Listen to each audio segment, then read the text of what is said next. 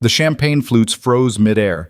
200 guests in designer gowns and tailored tuxedos stood paralyzed as Marcus Wellington, heir to the Wellington pharmaceutical fortune, abandoned his bride at the altar and walked straight down the aisle toward a man in a plain gray suit. Not toward family, not toward the groomsmen, toward the quiet stranger sitting beside Arya Sterling, the bride's younger sister, whose hand he'd been holding for exactly 47 seconds. "Sir," Marcus said, his voice cracking across the cathedral silence, "I owe you everything." And just like that, the man everyone had dismissed, whispered about, and pitied all evening became the most powerful person in the room. But 3 weeks earlier, he'd been nobody at all, exactly the way he wanted it. Before we dive into this story, if you're enjoying it so far, hit that like button and drop a comment with your city so I can see how far this story travels. Now, let's go back to where it all began. 3 weeks earlier, Jonas Mercer sat in the back corner of Bruin Pages like a man trying to disappear into the furniture. The bookstore cafe smelled like old paperbacks and burnt espresso, and the mismatched chairs wobbled when you shifted your weight, but it was his.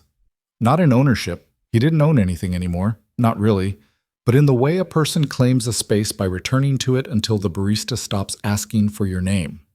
He'd been coming here every Tuesday and Thursday for 6 months, always at 2:30, always to the same table beneath the fiction section where someone had scrawled, "Reading is dreaming with open eyes," in Sharpie on the exposed brick.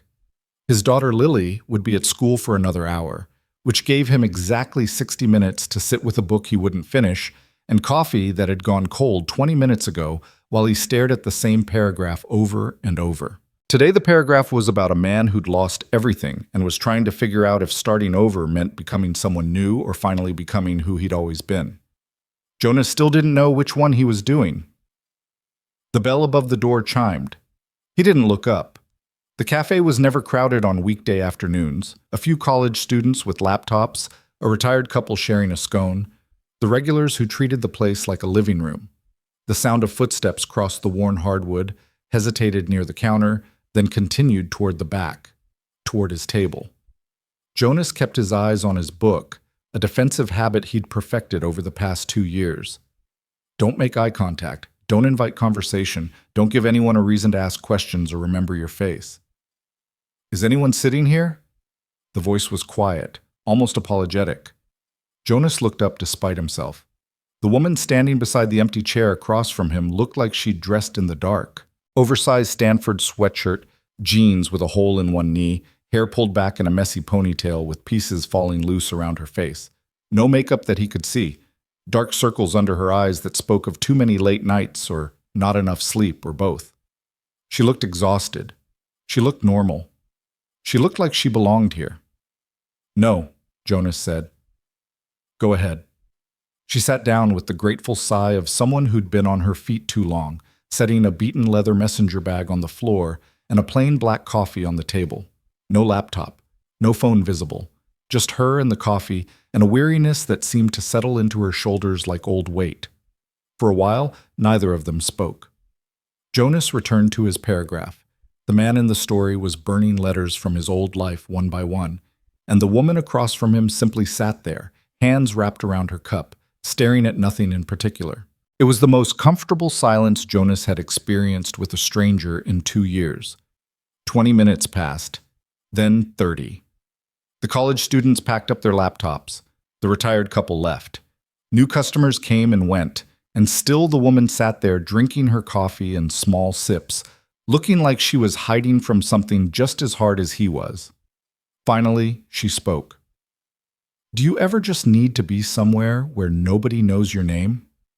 Jonas looked up. She wasn't looking at him. Her eyes were fixed on the Sharpie quote above his head, but the question hung in the air between them like an offering. "Every day," he said quietly. She nodded, just once.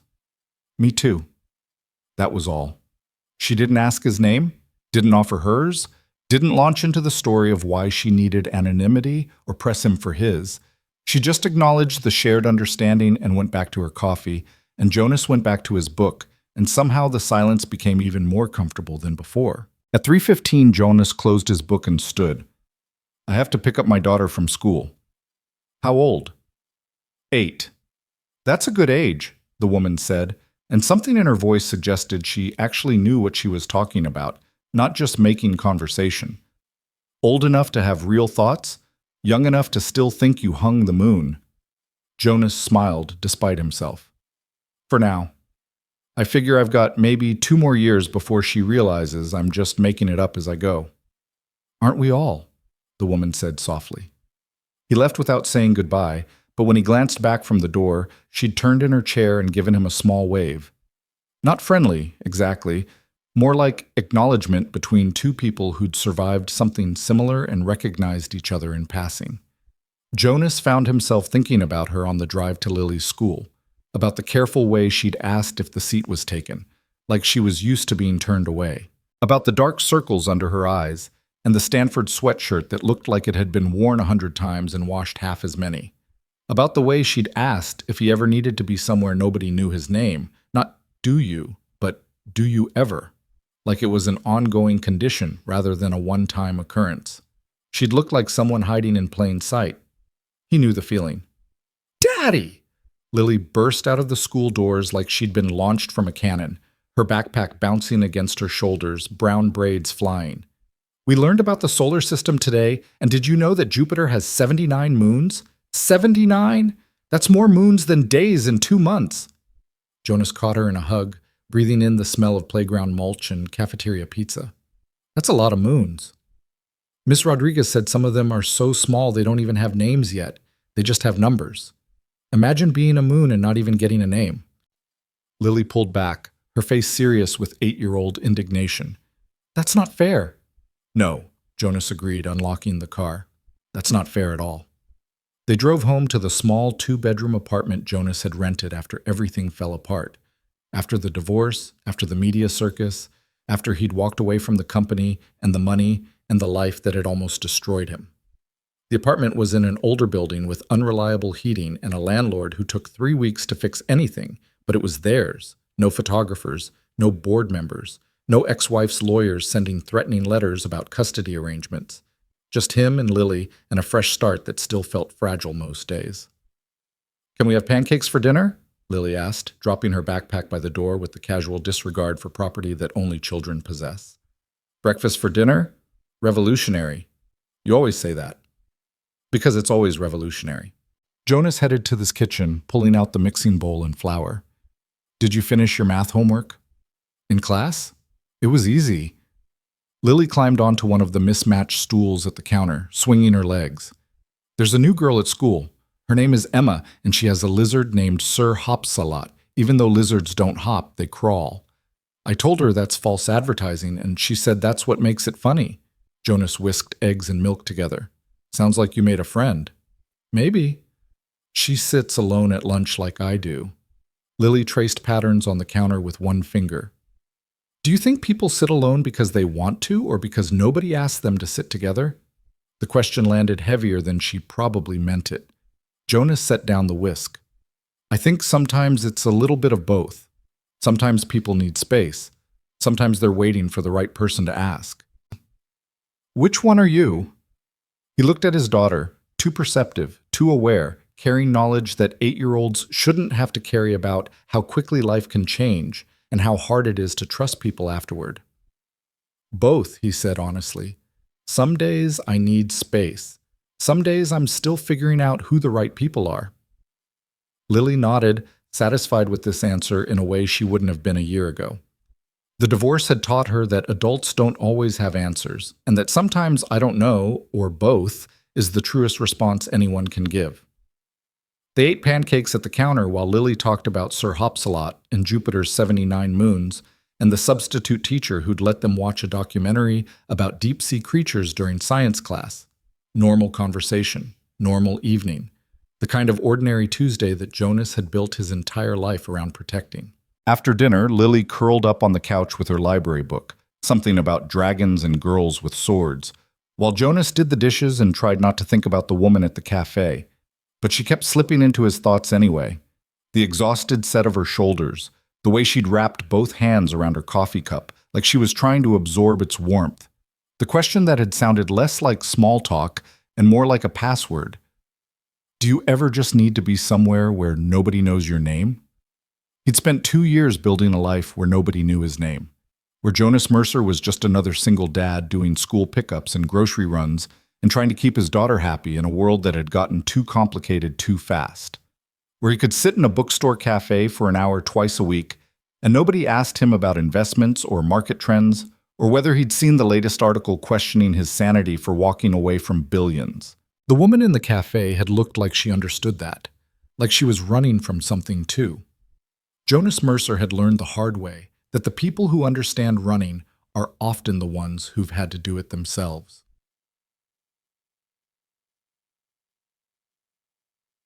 Thursday afternoon, 2:30. Jonas sat in his corner beneath the reading quote with a different book, something about a detective and a missing heir that he wasn't paying attention to, and wondered if she'd come back. She did. The bell chimed at 2:40. He didn't look up, but he heard the footsteps cross the cafe, heard them pause at the counter for coffee, heard them approach his table. Is the seat still available? Jonas looked up. Same sweatshirt, different jeans, hair still pulled back, dark circles perhaps slightly lighter, or maybe that was wishful thinking. Yeah, he said. It's available. She sat down with the same grateful sigh, setting her coffee in the same spot. This time she had a book with her, a thick paperback thriller with a bent cover, but she didn't open it, just held it in her lap like a prop. They sat in silence for 10 minutes. Then 15. Jonas read the same page 3 times. The woman across from him stared at her book without opening it. Do you come here often? She finally asked, then immediately winced. That sounded like a terrible pickup line. I didn't mean... Tuesdays and Thursdays, Jonas said, rescuing her. 2:30 to 3:15. The schedule helps. Helps with what? Everything, he said simply. She nodded slowly, understanding in her eyes. I'm Arya. Jonas. They didn't shake hands, didn't exchange last names, didn't launch into the biographical details that strangers usually trade like currency. Just first names, given carefully, like gifts that could be taken back if handled wrong. What are you reading? Arya asked. Jonas held up the detective novel. Something about a missing heir and family secrets. I'm not really following it. Too close to home? The question was perceptive enough that Jonas tensed before he could stop himself. But when he looked at Arya, she wasn't watching him with the calculating interest of someone digging for information. She just looked tired and understanding, like someone who'd asked the question because she knew what it felt like to have fiction hit too close to reality. Something like that, he said carefully. You? Arya held up her thriller. Corporate espionage and murder. My therapist would probably say it's me processing work stress through violent fantasy. You have a therapist who says things like that? I have a therapist who's been trying to get me to quit my job for 6 months. Arya set the book on the table. She's probably right, but I'm stubborn. About the job or the therapist? Both? A small smile. What about you? Any professionals telling you to make better life choices? Jonas thought about the lawyers who'd called him insane for walking away from the settlement, the financial advisors who'd sent increasingly desperate emails about preserving his legacy, the former colleagues who'd stopped just short of staging an intervention when he'd traded his penthouse for a 2-bedroom apartment and refused to return their calls. A few, he said. I stopped listening. Good, Arya said firmly. The people who tell you how to live your life are usually the ones who don't have to live with the consequences. They fell back into silence, but it felt different now. Less like 2 strangers tolerating proximity, and more like 2 people who'd recognized something familiar in each other and decided, tentatively, to acknowledge it. At 3:10, Jonas started gathering his things. I have to pick up your daughter, I remember. Arya smiled. 8 years old, still thinks you hung the moon. For now. Hey, Jonas? Arya's voice stopped him halfway out of his chair. Thanks for not asking questions. He understood immediately what she meant. Thanks for not pressing about the therapist or the job, or why she looked like she hadn't slept in days. Thanks for offering the same courtesy he'd needed, the chance to be present without being interrogated. Same to you, Jonas said. This time when he left, she didn't wave.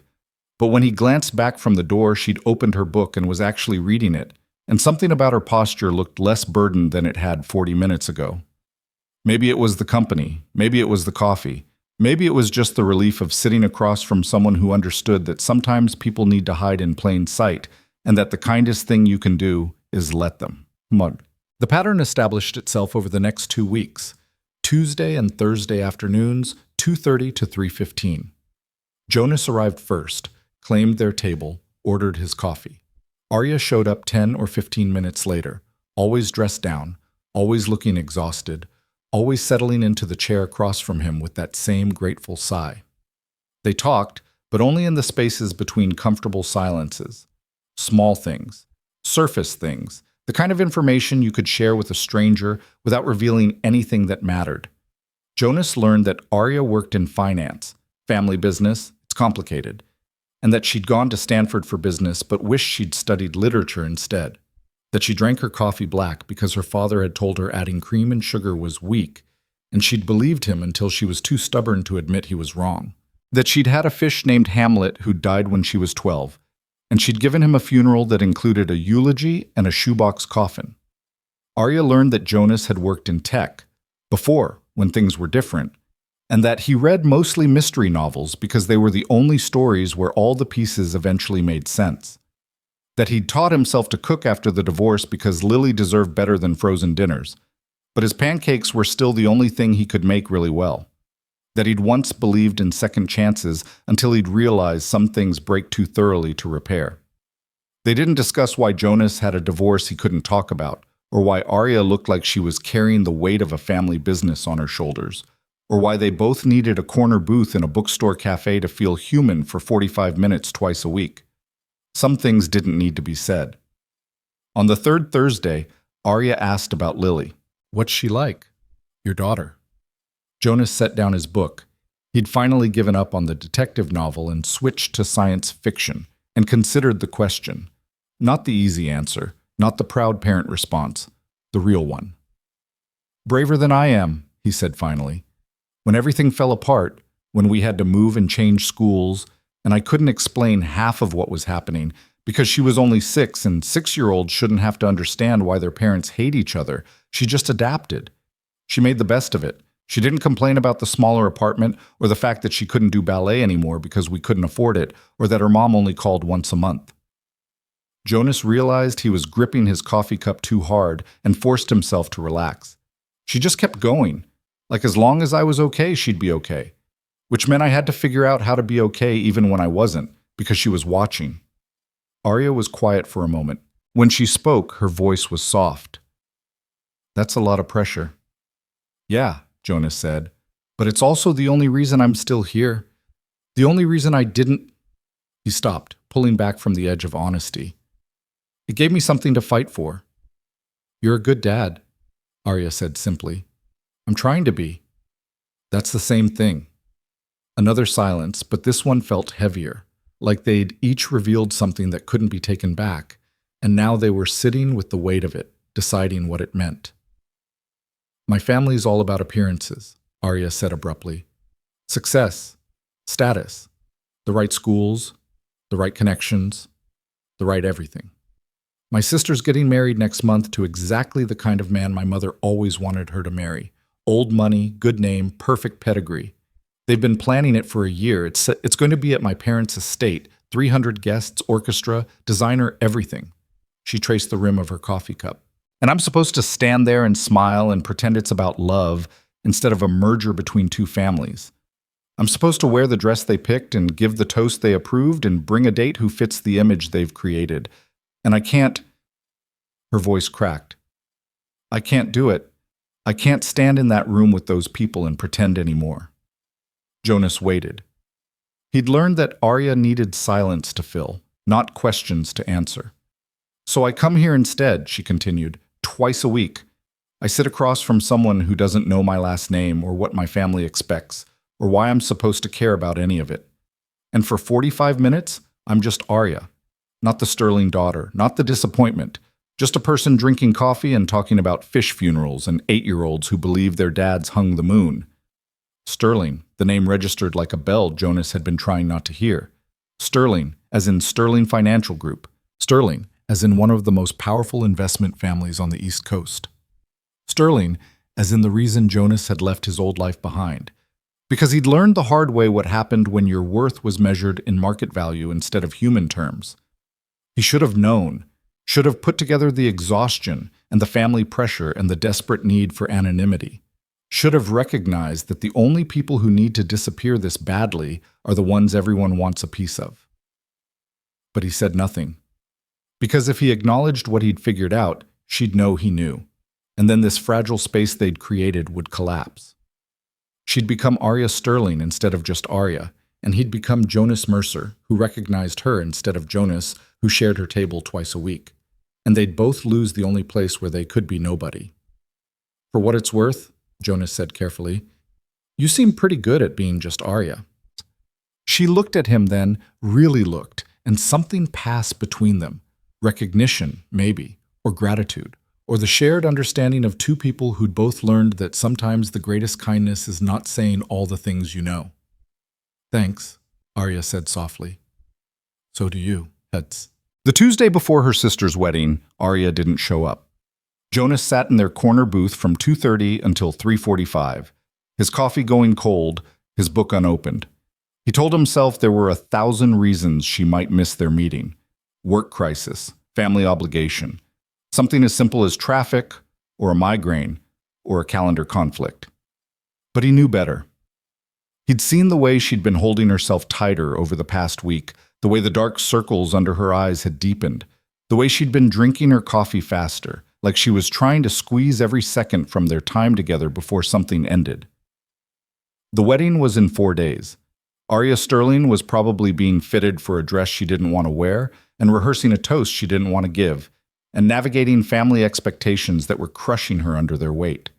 And Jonas, who'd built his life around not getting involved in other people's problems, found himself worried. Thursday, he arrived at 2:15 instead of 2:30, ordered 2 coffees, both black, claimed their table and waited. She didn't come. At 3 o'clock, Jonas pulled out his phone and stared at it. They'd never exchanged numbers, never made plans beyond the unspoken Tuesday-Thursday agreement, never suggested meeting anywhere else or staying in touch between their cafe sessions. To contact her now would be crossing a line, would be admitting that this thing between them had become something more than two strangers sharing comfortable silence. He put his phone away. At 3:30, the bell above the door chimed. Arya walked in like she was forcing herself through each step. Different clothes this time, business casual, slacks, and a blouse, hair styled instead of pulled back. She looked polished, put together, expensive. She looked miserable. "I'm sorry," she said, dropping into the chair across from him.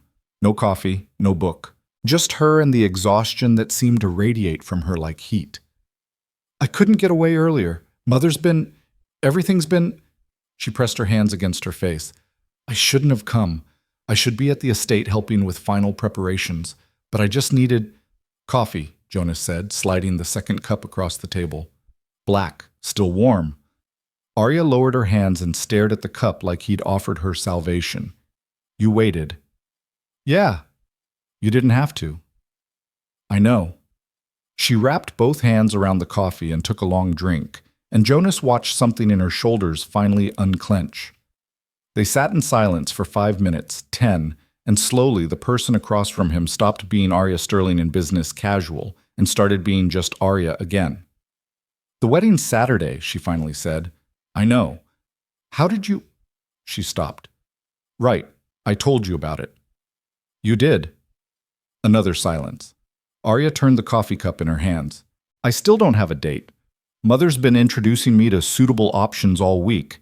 Men from the right families with the right backgrounds. Every single one of them talks about portfolios before they ask my name." She laughed, but it sounded broken. "She doesn't understand why I can't just pick one. Why I can't just show up with someone impressive and play my part." Jonas understood. Arya Sterling's +1 at her sister's wedding wouldn't be a date. It would be a statement. A signal about her priorities, her choices, her place in the family hierarchy.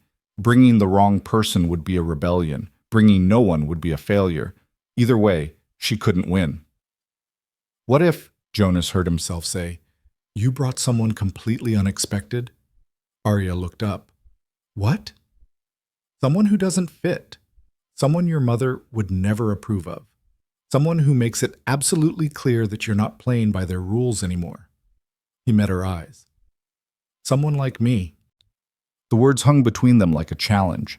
Jonas couldn't believe he'd said them out loud, couldn't believe he was offering to walk into exactly the kind of situation he'd spent 2 years avoiding, a room full of wealthy people and their judgment, cameras and questions, the risk of being recognized.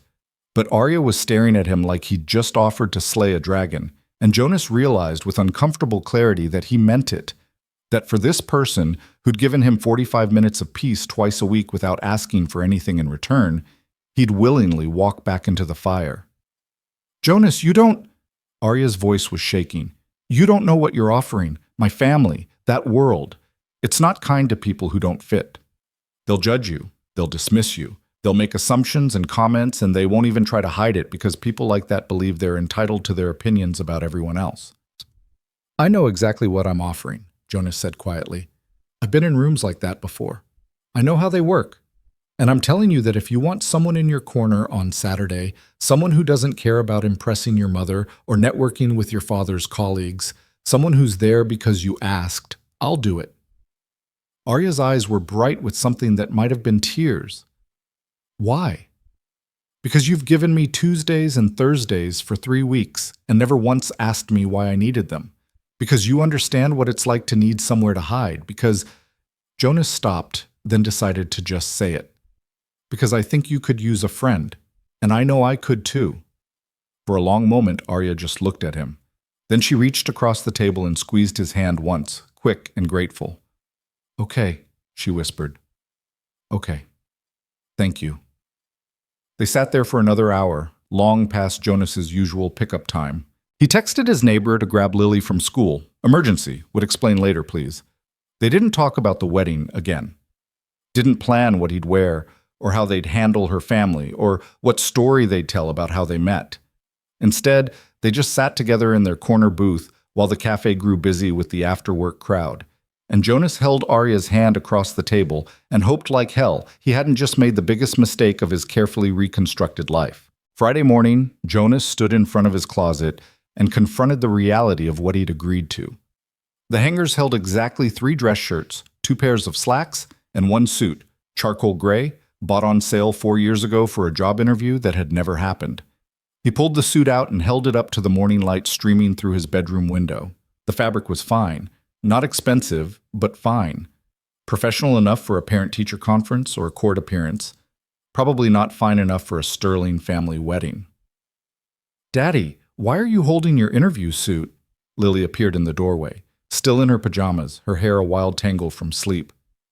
I have to go to a wedding tomorrow, Jonas said, hanging the suit on the back of his door.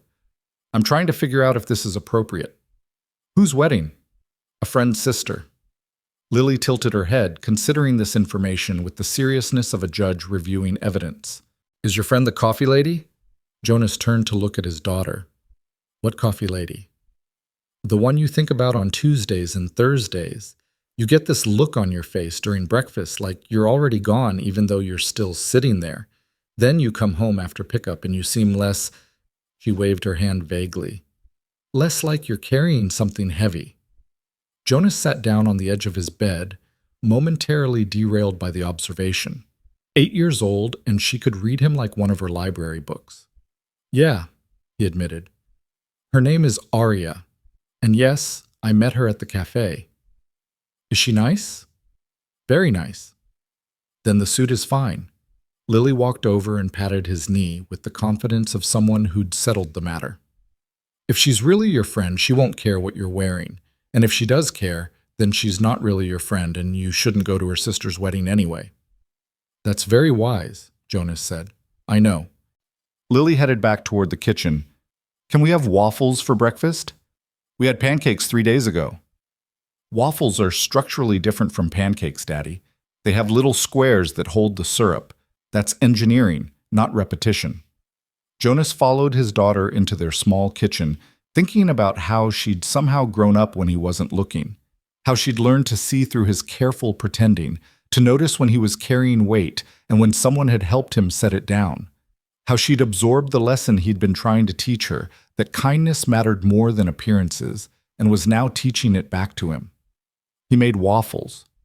Lily drowned hers in syrup and told him about the book she was reading where dragons lived in a library and protected stories instead of gold. Jonas listened and tried not to think about tomorrow, about walking into a world he'd deliberately left behind, about the risk he was taking for someone he'd known for less than a month. But mostly, he thought about Arya's face when he'd offered, the way she'd looked at him like he'd handed her a lifeline instead of just a date to an uncomfortable family obligation. The way her hand had felt in his, desperate and grateful and trusting in a way that made his chest ache. He'd walked away from a lot of things when his marriage ended. Wealth, status, the identity he'd built over 15 years. But he'd held on to one principle. When someone needed help and you could give it, you gave it. No calculations, no weighing costs and benefits. Just help because help was needed and you were capable. Tomorrow he'd put that principle to the test in a room full of people who'd forgotten it ever existed. After breakfast, Jonas walked Lily to school and then drove to the one decent men's store in their neighborhood. The kind of place that sold suits to high school seniors going to prom and young professionals buying their first interview outfit. The sales associate was maybe 23, wearing a name tag that said Kevin, and he took one look at Jonas's jeans and old sweater and made exactly the kind of assumptions Jonas had gotten used to over the past 2 years. "Can I help you find something?" Kevin's tone was polite, professional, and completely disinterested. "I need a suit for a wedding," Jonas said. "Tomorrow, something appropriate for black tie." Kevin's eyebrows lifted slightly. "Black tie is typically tuxedos, sir. We don't rent formal wear, but I can show you our suit selection. I'm not looking to rent, I need to buy." Jonas pulled out his wallet, extracting one of the credit cards he'd kept active for emergencies. Not the platinum card that had once given him access to private lounges and concierge services. Just a regular card with a reasonable limit.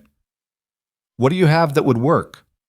15 minutes later, Jonas stood in front of a three-way mirror wearing a navy suit that fit better than anything he'd owned in years. Kevin had turned out to be surprisingly competent once he'd realized Jonas was serious, pulling together a complete outfit, suit, shirt, tie, shoes, with the efficiency of someone who actually enjoyed his job. "This works," Kevin said, adjusting the jacket's shoulders. "The navy is versatile. The cut is modern without being trendy. With the white shirt and this tie," he held up a silk tie in deep blue, "you'll fit in anywhere from a garden party to a cathedral wedding." Jonas looked at himself in the mirror. The suit was good, better than good. It made him look like someone who had his life together, someone who belonged in rooms with crystal chandeliers and string quartets. Someone who wasn't a single dad living paycheck to paycheck in a 2-bedroom apartment with unreliable heating. Someone he used to be. "I'll take it," Jonas said. The total came to just under $800. Jonas handed over his card and tried not to think about how that represented most of his carefully maintained emergency fund. Tried not to calculate how many grocery trips or school supplies or unexpected car repairs he was gambling on this one evening. Kevin processed the payment and carefully packed everything into a garment bag. "Big wedding?" he asked conversationally. "Something like that." "Well, you'll look great. Whoever she is, she's lucky." Jonas accepted the garment bag and the shoebox. "Thanks." He drove home with his purchases hanging in the back seat and his stomach in knots. This was insane. He was spending money he didn't have to attend a wedding for people he'd never met, all because a woman he'd known for 3 weeks had looked at him with desperate eyes and asked for help. Except that wasn't quite true. Arya hadn't asked for help. She'd shared her pain, and Jonas had offered assistance because that's what decent people did. And then she'd tried to talk him out of it, tried to protect him from the judgment and the scrutiny. And he'd insisted anyway because somewhere in the past 3 weeks, these Tuesday-Thursday meetings had stopped being about comfortable silence and started being about actual friendship. Real friendship. The kind where you showed up even when it was hard. Jonas carried the garment bag inside and hung it carefully in his closet next to his old interview suit. 2 suits now. A whole wardrobe of options for events he never attended and places he no longer went. Tomorrow, that would change. His phone buzzed with a text from an unknown number. "Jonas? It's Arya." I got your number from the cafe's customer loyalty list. I hope that's okay. I know this is last minute, but I wanted to make sure you have the address. The wedding starts at 4 o'clock p.m. 4 p.m. I can pick you up at 2:30 if that works. We should arrive together. Jonas stared at the message. Arya Sterling had tracked down his phone number through the cafe's customer records, which meant she'd either asked the barista or, more likely, had access to systems and databases that most people didn't. Reminded him again exactly who she was and what world she came from. He typed back, "Address works. I'll drive myself and meet you there at 3:45. Might be easier." 3 dots appeared, disappeared, appeared again. Finally, "Are you sure? It's a bit of a drive. The estate is in Greenwich." Greenwich? Of course. Where else would the Sterling family hold a wedding but in one of the wealthiest zip codes in Connecticut?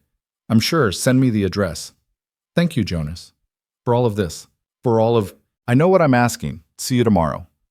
Jonas set his phone down and walked to his bedroom window. Outside, the afternoon sun illuminated their quiet street, modest houses, older cars, kids riding bikes on the sidewalk. His world. The one he'd chosen when he'd walked away from everything else.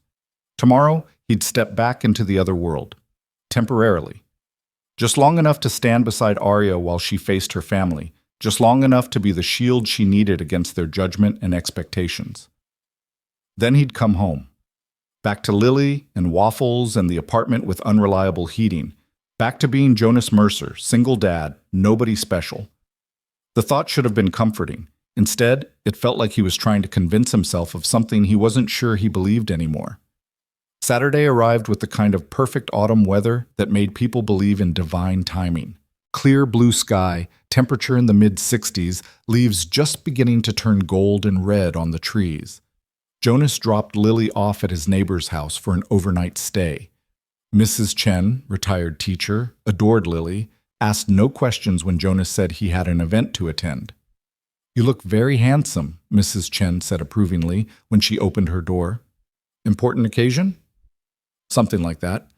Jonas kissed Lily goodbye, reminded her to behave, promised he'd pick her up tomorrow morning. "Have fun, Daddy," Lily said, hugging him tight. Then quieter. "Don't let anyone make you feel small." Jonas pulled back to look at his daughter. "Where did you hear that?" "Nowhere. I just know people sometimes try to make other people feel small when they're in fancy places." "You're not small. You're my dad and you're the best." Jonas's throat tightened. "I love you, kid." "Love you too. Now go, so you're not late." The drive to Greenwich took 90 minutes through Saturday traffic. Jonas followed the GPS directions through increasingly wealthy neighborhoods, larger houses, manicured lawns, stone walls, and iron gates. By the time he reached the address Arya had sent, the properties had spread out so far that you couldn't see one house from the next. The Sterling estate sat behind a gate with an actual guardhouse. Jonas pulled up to the security station and rolled down his window. "Name?" The guard was professional, clipboard in hand. "Jonas Mercer. I'm a guest of Arya Sterling." The guard scanned his list, found Jonas's name, and nodded. "Follow the drive to the main house. Parking attendants will direct you. The ceremony is in the south garden." The gate swung open. Jonas drove through and got his first real look at the world Arya had been hiding from.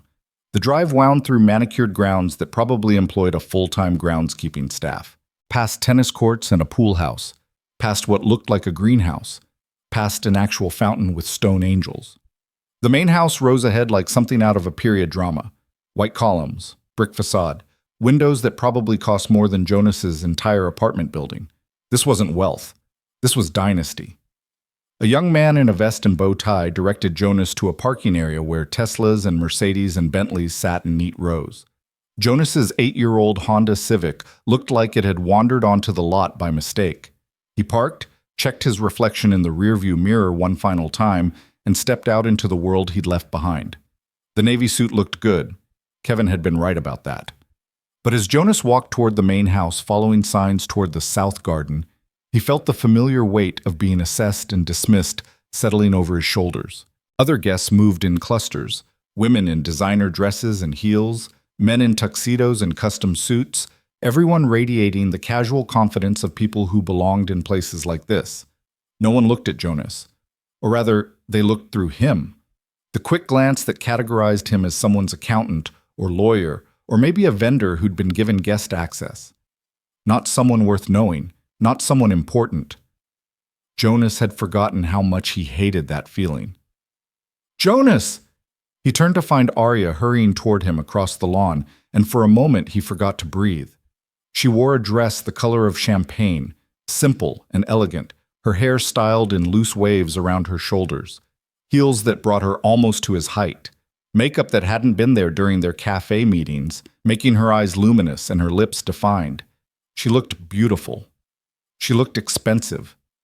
She looked like Arya Sterling instead of just Arya. But when she reached him, slightly breathless, the expression on her face was pure relief. "You came," she said. "I said I would." "I know, but I was terrified you'd get here and take one look at this place and run for your life." Arya gestured at the estate grounds. "I wouldn't blame you. I've been trying to run for years." Jonas smiled despite his nerves. "It's very excessive, pretentious, a monument to accumulated wealth and social climbing." I was going to say impressive. "That's because you're kind." Arya linked her arm through his, and Jonas felt some of his tension ease at the familiar gesture. "Come on, I'll introduce you to my family before the ceremony starts. Get the worst part over with." They walked together across the lawn toward a terrace where guests mingled with champagne and hors d'oeuvres. Jonas could feel the stares now, the subtle shifts in conversation, as people noticed Arya Sterling arriving with an unknown date, the whispers starting like ripples across still water. "That's my mother," Arya said quietly, nodding toward a woman holding court near the terrace steps. "Victoria Sterling. Steel spine, ice water in her veins, could negotiate with dictators and win. Try not to let her intimidate you." "I'll do my best." "And that's my father with her, Robert Sterling. Quieter than mother, but just as ruthless when it comes to family reputation. They've been married 35 years, and I think they've had maybe 3 conversations that weren't about business or social standing." Victoria Sterling looked exactly like Jonas had imagined. Tall, perfectly coiffed, wearing a dress that probably cost more than his car. She saw them approaching, and her expression shifted through several calculations in the span of a heartbeat. Surprise, confusion, displeasure, then smooth neutrality. "Arya, darling." Victoria's voice was warm honey over cold steel. "So glad you could join us. I was beginning to worry." "Mother, father." Arya squeezed Jonas's arm once, then released it to face her parents. "I'd like you to meet my guest. This is Jonas Mercer." Jonas extended his hand to Robert Sterling, who shook it with the firm grip of a man who'd been trained in power dynamics since birth. "Mr. Sterling, thank you for having me." "Of course." Robert's smile didn't reach his eyes. "Any friend of Arya's is welcome. How do you two know each other?" "We met at a cafe," Arya said before Jonas could respond. "We've been meeting there for coffee the past few weeks. Jonas has become a good friend." Victoria's eyes sharpened. "A cafe? How quaint." Her gaze swept over Jonas's suit, assessing and dismissing in one practiced look. "And what do you do, Mr. Mercer?" "I work in consulting," Jonas said, using the vague description he'd perfected for situations like this. True enough, he did occasional freelance work helping small businesses with strategy. Vague enough to avoid follow-up questions. "Consulting." Victoria repeated the word like she was tasting something slightly off. "How interesting. And you live—" "Mother," Arya interrupted firmly, "Jonas is my guest, not a job applicant. Maybe we could save the interview for another time." Victoria's smile turned glacial. "Of course, darling. I was simply making conversation." She turned to Jonas. "Please do enjoy the wedding, Mr. Mercer. I'm sure it will be quite memorable." The dismissal was clear. Jonas felt himself being categorized and filed away as irrelevant, not worth further attention. It should have bothered him, should have triggered the old anger at being judged and found wanting based on nothing but appearances. Instead, he found himself watching Arya's face and recognizing the exhaustion there, the way her shoulders had tensed the moment her mother started speaking, the careful neutrality of her expression that hid what Jonas now knew was frustration and hurt. This was her life. These people, this place, these constant assessments and judgments. Every day, not just Tuesdays and Thursdays. Come on, Arya said quietly, taking his arm again. Let me show you the garden before everyone sits down. They escaped into the crowd, Arya nodding at people who called her name but not stopping to make introductions. Jonas followed her lead, acutely aware of the looks they were drawing, the conversations that paused as they passed. I'm sorry, Arya said when they'd found a relatively quiet corner near the garden entrance. That was awful. My mother she's protective of you, Jonas said carefully. She's obsessed with appearances and control. Arya's voice was tight. She sees people as either assets or liabilities. You're a liability because you don't come from the right family or have the right connections or fit the image she's created of who her daughter should associate with. Arya, no, you should know what you walked into. You should understand that people like my mother will judge you and dismiss you and treat you like you don't matter. And there's nothing I can do about it except stand here and tell you that you matter to me. That you're the best friend I've had in years. That you're brave and kind and good. And if she can't see that, it's her failing, not yours. Jonas looked at this woman, fierce and frustrated and fighting back tears in the middle of her sister's wedding, and felt something shift in his chest, something that went beyond friendship, beyond their Tuesday-Thursday arrangement, beyond comfortable silences over coffee. Something dangerous. Hey, he said softly. I signed up for this, remember? I knew what I was walking into, and I'm not going anywhere. Arya stared at him for a long moment, then nodded once, sharp and decisive. Okay, thank you. Music started playing from the garden, a string quartet warming up. Guests began moving toward the rows of white chairs arranged before an elaborate floral arch. The ceremony was starting. Jonas and Arya found seats near the back, careful not to draw more attention. Around them, people settled in with the rustle of expensive fabric and quiet conversations. Jonas recognized the atmosphere, that particular blend of obligation and performance that defined high society events. Everyone was here to be seen being here, to make connections and alliances, to play their part in the ongoing theater of wealth and status. The processional began.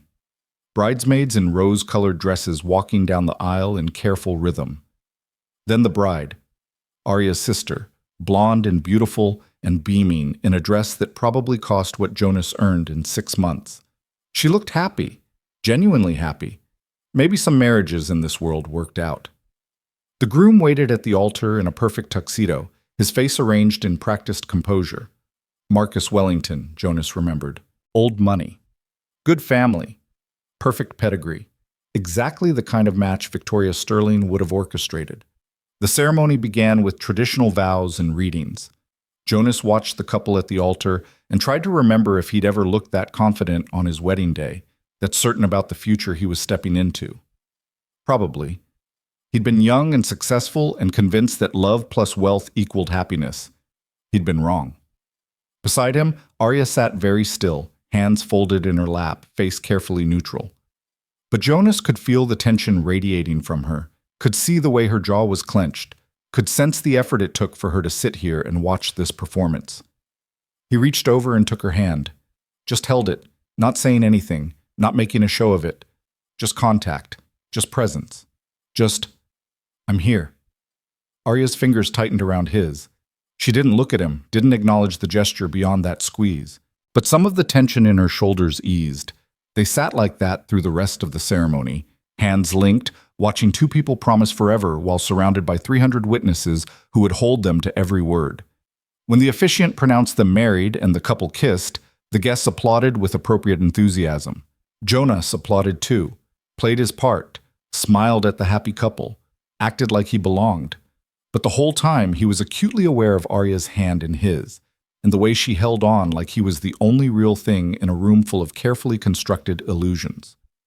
The reception line formed immediately after the ceremony, guests filing past the newlyweds and their families to offer congratulations and well wishes. Jonas found himself standing beside Arya in a slow-moving queue, watching as person after person greeted the bride and groom with practiced warmth and perfect etiquette. We could skip this, Jonas murmured to Arya. Just head straight to the reception. Can't. Mother would notice. She notices everything. Arya kept her voice low. Besides, I should congratulate my sister, even if this whole thing makes me want to run screaming. The line inched forward. Jonas watched Victoria Sterling work the crowd like a conductor leading an orchestra, guiding conversations, making introductions, ensuring everything proceeded according to her exact specifications. Robert Sterling stood beside her like a monument to quiet authority, shaking hands and offering measured smiles. Finally, they reached the bride. Arya! The sister, her name was Elena, Jonas remembered, pulled Arya into a hug that looked genuinely affectionate. I'm so glad you're here. I know you hate these things, but it means everything that you came. Of course I came. Arya pulled back, smiling. You look beautiful, Elena. Really. Congratulations. Thank you. Elena turned to Jonas, curiosity bright in her eyes. And you must be Arya's mysterious +1. I've heard absolutely nothing about you, which means you must be important. Jonas shook her hand. Jonas Mercer, nice to meet you. Elena Wellington now, I suppose. She glanced at her new husband with obvious affection. Still getting used to that. How do you and Arya know each other? We met at a cafe, Jonas said, sticking to the agreed-upon story. She saved me from drinking truly terrible coffee alone. Elena laughed. That sounds like Arya. She's always rescuing things. Stray cats, bad situations, people who look like they need a friend. She squeezed Arya's hand. Thank you for coming, and for bringing a date who actually looks at you like you matter, not like you're a networking opportunity. Something passed between the sisters, understanding, affection, shared history. Then Victoria's voice cut through the moment. Elena, darling, there are still quite a few guests waiting. Right, sorry. Elena gave them both one more smile. Find me later? I want to hear about this cafe. They moved past the bride to the groom. Marcus Wellington had the kind of face that belonged in country club portraits. Strong jaw, perfect teeth, eyes that calculated even when he smiled. He shook Arya's hand with practiced charm. Arya, good to see you. Congratulations, Marcus. Arya's voice was polite, nothing more. Marcus turned to Jonas, and something flickered in his expression too fast to read. And you are? Jonas Mercer. They shook hands. Marcus's grip was firm, confident, holding on just a beat too long while his eyes searched Jonas's face. Looking for something, finding it or not finding it, Jonas couldn't tell. Mercer, Marcus repeated slowly. Have we met before? I don't think so, Jonas said evenly. Marcus released his hand but continued staring. You look familiar. Did you work in tech, finance? Consulting, Jonas said, fighting the urge to step back. Small business strategy. Interesting. Marcus's tone suggested it was anything but. Well, enjoy the reception. They moved away, finally free of the receiving line, and Jonas felt Arya's hand find his again. That was weird, she said quietly. Marcus looking at you like that. Maybe I have one of those faces. But Jonas felt uneasy. Marcus Wellington had been searching for recognition, trying to place him, which meant there was a chance, small but real, that he might eventually remember where he'd seen Jonas before. Not as Jonas Mercer, as Jay Vale. The name Jonas had buried along with his old life, the identity that had made him wealthy and miserable and eventually cost him everything that mattered. Come on, Arya said, leading him toward the reception tent. Let's get drinks and find a corner to hide in until dinner. The tent was spectacular. White silk draped from the ceiling, crystal chandeliers, round tables dressed in gold and rose linens. A dance floor occupied the center, and a jazz quartet played softly near a stage. Waiters circulated with champagne and hors d'oeuvres. Everything glowed with that particular polish that only serious money could buy. Jonas accepted a champagne flute and tried to look comfortable. Around them, guests mingled and laughed and discussed things that people discussed at wealthy weddings, vacation homes and market trends, and whose children had been accepted to which prestigious schools. Arya Sterling, is that you? A woman in a black cocktail dress materialized beside them, all predatory friendliness. Jonas recognized the type immediately. Social climber, always working the room, always collecting connections like trading cards. Vanessa. Arya's smile was tight. How are you? Wonderful, darling. This wedding is just gorgeous. Your mother outdid herself. Vanessa's eyes slid to Jonas with obvious interest. And who is this handsome stranger? Jonas Mercer, Arya said before Jonas could respond. Jonas, this is Vanessa Hartley. We went to boarding school together. How lovely. Vanessa offered her hand in a way that suggested Jonas should kiss it rather than shake it. He shook it. And what do you do, Jonas? Consulting. Oh? The single syllable dripped with false interest and genuine dismissal. What kind of consulting? The boring kind, Jonas said pleasantly. Business strategy, very technical, puts most people to sleep. I'm sure you're being modest. Vanessa turned back to Arya, already losing interest in Jonas now that he'd been categorized as socially unimportant. Arya, you simply must tell me where you found that dress. Is it vintage? They spent 5 excruciating minutes discussing fashion and mutual acquaintances while Jonas stood there holding his champagne and wondering how Arya survived this world on a regular basis. Every conversation was a transaction, every interaction a calculation. Nothing was simple, nothing was real. Finally, Vanessa spotted someone more important across the tent and made her excuses.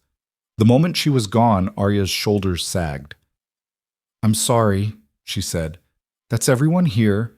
Surface level everything. Genuine connection nowhere. It's fine, Jonas said. But it wasn't, really. He'd forgotten how exhausting this was, how much energy it took to maintain the appropriate face, to answer the same questions with the same vague responses, to be assessed and dismissed over and over by people who measured worth in bank accounts and pedigree. They found their assigned seats, table 12, near enough to see the head table but far enough to avoid scrutiny. Other guests joined them, a couple in their 50s who owned a private equity firm, a younger woman who worked in fashion, and 2 men who spent the entire pre-dinner conversation discussing cryptocurrency investments. Jonas participated just enough to be polite, answering questions about his work with practiced vagueness, deflecting anything too personal. Beside him, Arya navigated her own conversations with the weary expertise of someone who'd been doing this her entire life. Dinner was served, 5 courses, each more elaborate than the last. Jonas ate slowly, listening to table conversation that ranged from superficial to borderline offensive. The private equity husband made a joke about the pores that everyone laughed at except Jonas and Arya. The fashion woman complained about her assistant forgetting to pack the right shoes for a trip to Milan. The cryptocurrency investors debated which Caribbean island had the best tax shelters. Real problems. Real concerns.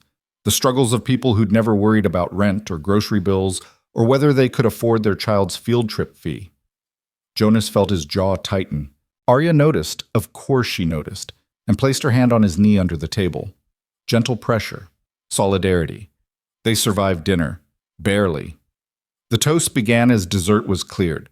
Robert Sterling praising his daughter's grace and beauty, Victoria speaking about family legacy and the Wellington-Sterling Union, Elena's maid of honor telling embarrassing stories that were probably carefully vetted for appropriateness. Then it was Arya's turn.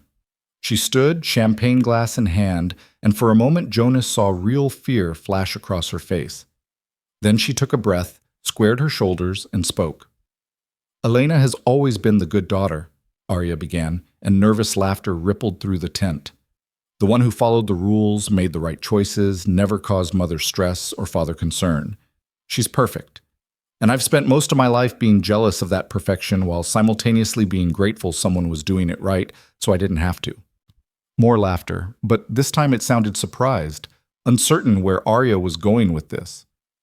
But watching Elena today, seeing her marry Marcus, I realized something. Arya's voice grew stronger. Perfection isn't about following rules or meeting expectations. It's about finding someone who sees you, really sees you, and chooses you anyway. Someone who makes you feel safe enough to be honest, vulnerable enough to be real. Someone who doesn't care about your pedigree or your portfolio or your potential, just about you. Arya's eyes found Jonas across the tent, held his gaze. That's what I hope Elena and Marcus have found in each other. That's what I hope we all find someday. That one person who matters more than everything else. She raised her glass. To Elena and Marcus, May you always see each other clearly." The tent erupted in applause. Arya sat down quickly, her cheeks flushed, refusing to look at anyone. Jonas reached over and squeezed her hand under the table. "That was perfect," he said quietly. "That was terrifying," Arya whispered back. "Mother's going to kill me later." "Worth it?" "Maybe." The band struck up music for the first dance. Marcus and Elena took the floor while guests watched with champagne and approval. They moved well together, practiced and confident, like they'd been preparing for this performance. When the song ended, other couples joined them, filling the dance floor with designer gowns and expensive tuxedos. "Dance with me?" Arya asked, surprising Jonas. "I should warn you I'm not very good." "Neither am I. Come on." They moved to the edge of the dance floor where the lighting was softer, where they could blend into the crowd. Jonas took Arya's hand, placed his other hand on her waist, and tried to remember the basic steps his mother had taught him decades ago. They swayed more than danced, staying in their small corner of space while around them more skilled couples glided past. "Thank you for being here," Arya said, her voice nearly lost in the music. "For all of this. I know it's been awful." "It hasn't been that bad. Jonas, your table companion made a joke about poor people." "Okay, parts have been awful," Jonas admitted, "but parts have been good too. Your toast was incredible. Elena seemed genuinely happy to see you, and—" He paused. "You were right earlier. You matter to me too." Arya looked up at him, and in the soft lighting she was just Arya again. Not Sterling, not the disappointment daughter. Just the woman he'd met in a cafe 3 weeks ago who'd asked if he ever needed to be somewhere nobody knew his name. "Jonas," she started, then stopped, started again. "I think I need to tell you something." "Excuse me." They both turned. Marcus Wellington stood beside them, his expression odd, determined and uncertain at the same time. "I'm sorry to interrupt," Marcus said, though he clearly wasn't. His eyes were fixed on Jonas with uncomfortable intensity. "But I finally figured out where I know you from, and I think we need to talk." The music continued around them, but Jonas heard nothing except the rushing of blood in his ears. Marcus Wellington stood there with his hand extended toward the edge of the dance floor, away from the crowd, his expression a mixture of certainty and something that looked almost like reverence. This was it. The moment Jonas had been dreading since he'd agreed to come here. The moment his carefully constructed anonymity shattered. "I don't think we need to talk," Jonas said evenly, keeping his voice low. "You're mistaken." "I'm not." Marcus's voice was equally quiet but firm. 5 years ago, my company was 3 weeks from bankruptcy. We'd lost our primary investor, the board was voting to liquidate, and I was 28 years old watching everything I'd built fall apart. Then an anonymous investor appeared. No face-to-face meetings, all communication through lawyers, and bought enough equity to keep us afloat. Asked for nothing except a silent partnership and complete discretion. Arya's hand tightened on Jonas's arm. Around them, other dancers continued their choreographed movements, oblivious to the conversation unfolding at the floor's edge. "That investor saved my company," Marcus continued. "More than that, he saved my life. I spent years trying to find him, trying to thank him properly. His lawyers wouldn't reveal his identity. Said he valued privacy above all else. The only name I ever heard was J. Vale." The name hung in the air between them like an accusation. Jonas felt Arya go very still beside him, felt the moment she connected the pieces, felt her realization land like a physical blow. "You're mistaken," Jonas repeated, but his voice lacked conviction now. "I saw a photo once," Marcus said. "Just one. Taken from a distance at some tech conference. The lawyers sent it by accident in an email chain. I recognized you the moment you walked through the receiving line, but I couldn't believe it. Jay Vale, the ghost investor, the man who saved my company and then vanished, standing at Elena's wedding with Arya Sterling." "Marcus."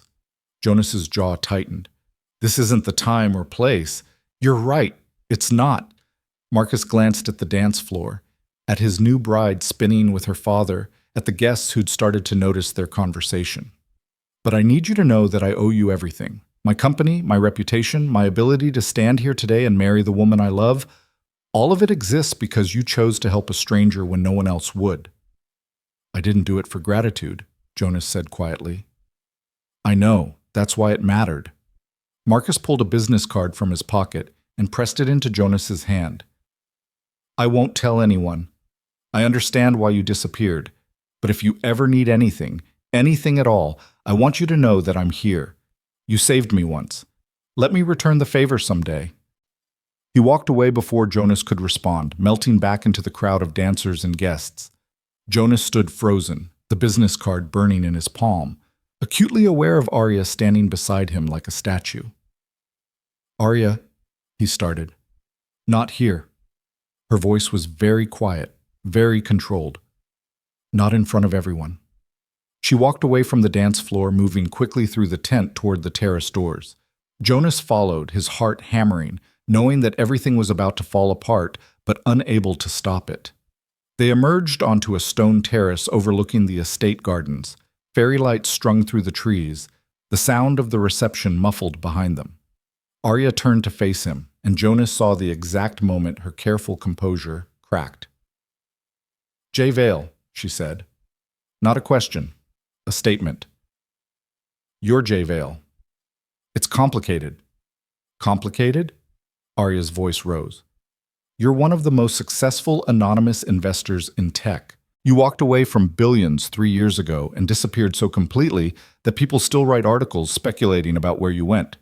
And you've been sitting across from me in a cafe for 3 weeks, drinking terrible coffee, pretending to be nobody special? I wasn't pretending, Jonas said urgently. Jonas Mercer is my real name. I legally changed it back after the divorce. Jay Vale was it was a name I used for business, a way to separate my personal life from the investments. It didn't work. Didn't work? Arya repeated flatly. You mean it didn't protect you from becoming famous and wealthy and powerful? I mean it didn't protect me from becoming someone I hated. Jonas took a step toward her and stopped when she stepped back. The money, the status, the influence, it destroyed my marriage. It destroyed my relationship with my daughter. Everyone wanted something from Jay Vale. No one cared about Jonas. So you just disappeared? Walked away from everything? I walked away from a life that was killing me. Jonas's voice was raw. My ex-wife didn't love me. She loved what I could provide. My colleagues didn't respect me. They respected my portfolio. My friends weren't friends. They were networking contacts. I woke up one day and realized I'd spent 15 years building a fortune and I was the loneliest person alive. Arya wrapped her arms around herself, staring at him like she was seeing a stranger. Why didn't you tell me? Because I knew this would happen. I knew the second you found out, everything would change. You'd stop seeing Jonas, who drinks bad coffee and picks his daughter up from school. You'd start seeing Jay Vale with his billions and his influence and his ability to save failing companies with a single phone call. And I was right. Look at you. You're looking at me differently right now. Of course I'm looking at you differently. Arya's voice cracked. I trusted you. I told you things I haven't told anyone. I brought you here, to my family, because I thought you understood what it was like to be judged and dismissed based on appearances. I defended you to my mother, and the whole time you were lying to me. I never lied. You let me believe you were someone you're not. That's the same thing. Arya pressed her hands against her face, and when she lowered them, tears tracked through her makeup. I sat across from you and told you about my family's obsession with wealth and status and connections, and you said nothing. You let me complain about my privileged life to someone who's probably wealthier than my parents. Do you have any idea how that feels? Arya, please. No. She held up a hand. I need you to understand something. I brought you here because I thought you were real. Because I thought you were someone who'd chosen substance over status, who understood that wealth doesn't equal worth. But you're not that person. You're just better at hiding than the rest of them. The words hit like physical blows. Jonas felt something inside him crack, felt the careful distance he'd maintained from his old life collapse. That's not fair. I chose to walk away. I gave up everything to rebuild a life that actually meant something. You gave up nothing. Arya's voice was ice. You gave up money you can afford to lose. You still have options I'll never have. You can walk into any room and know that if people discovered who you really are, they'd fall over themselves to impress you. I can't escape my family name. I can't change who I am. But you? You get to play pretend whenever it's convenient. It's not pretend, Jonas said desperately. Jonas Mercer is who I am now. The money's in trusts for Lily. I live in a 2-bedroom apartment and work freelance consulting to pay rent. I'm not playing anything. You're playing at being normal, Arya interrupted. You're slumming it in cafes and cheap apartments because you can, because you know there's a safety net underneath if things get hard. That's not the same as actually struggling. That's just... She made a frustrated gesture. That's just poverty tourism for the wealthy. That's not what this is. Then what is it? Arya demanded. Why did you really come here tonight? Was it kindness, or was it curiosity about seeing how the other half lives again? Jonas stared at her, stunned by the accusation.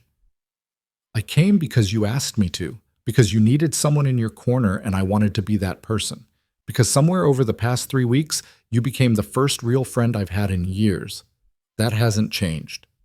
Everything has changed, Arya's voice rose. Don't you see that? I can't look at you now without wondering what else you're hiding. I can't trust that anything you've told me is true. You said you understood what it was like to need anonymity, but you don't. You chose invisibility. I'm suffocating under visibility. Those aren't the same thing. Behind them, the terrace doors opened. Victoria Sterling emerged, her expression glacial as she took in the scene. Her daughter crying, Jonas standing there helplessly, the obvious signs of an argument. Arya, Victoria said sharply. Guests are asking about you. This is your sister's wedding. Pull yourself together and get back inside. Mother, not now. Now. Victoria's voice cut like a knife. Whatever is happening here can be dealt with later. Right now you have obligations. Arya looked between her mother and Jonas, something crumbling in her expression. Then she straightened her shoulders, wiped at her eyes, and walked past both of them back into the tent without another word. Jonas started to follow, but Victoria stepped into his path. Mr. Mercer, she said, examining him with new interest. Or should I say Mr. Vale? Yes, Marcus told me.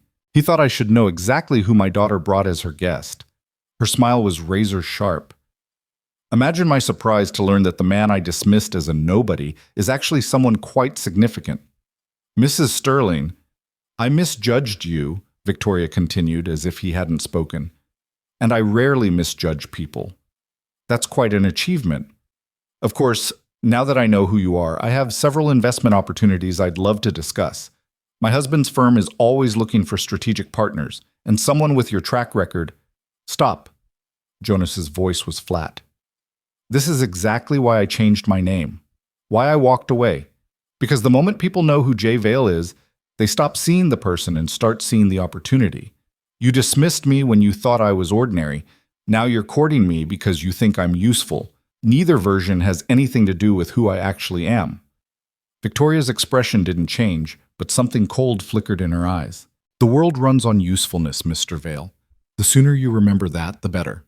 Now, if you'll excuse me, I have a wedding to manage and a daughter to repair. She swept back inside, leaving Jonas alone on the terrace with the party sounds drifting through the closed doors and fairy lights twinkling in the garden below.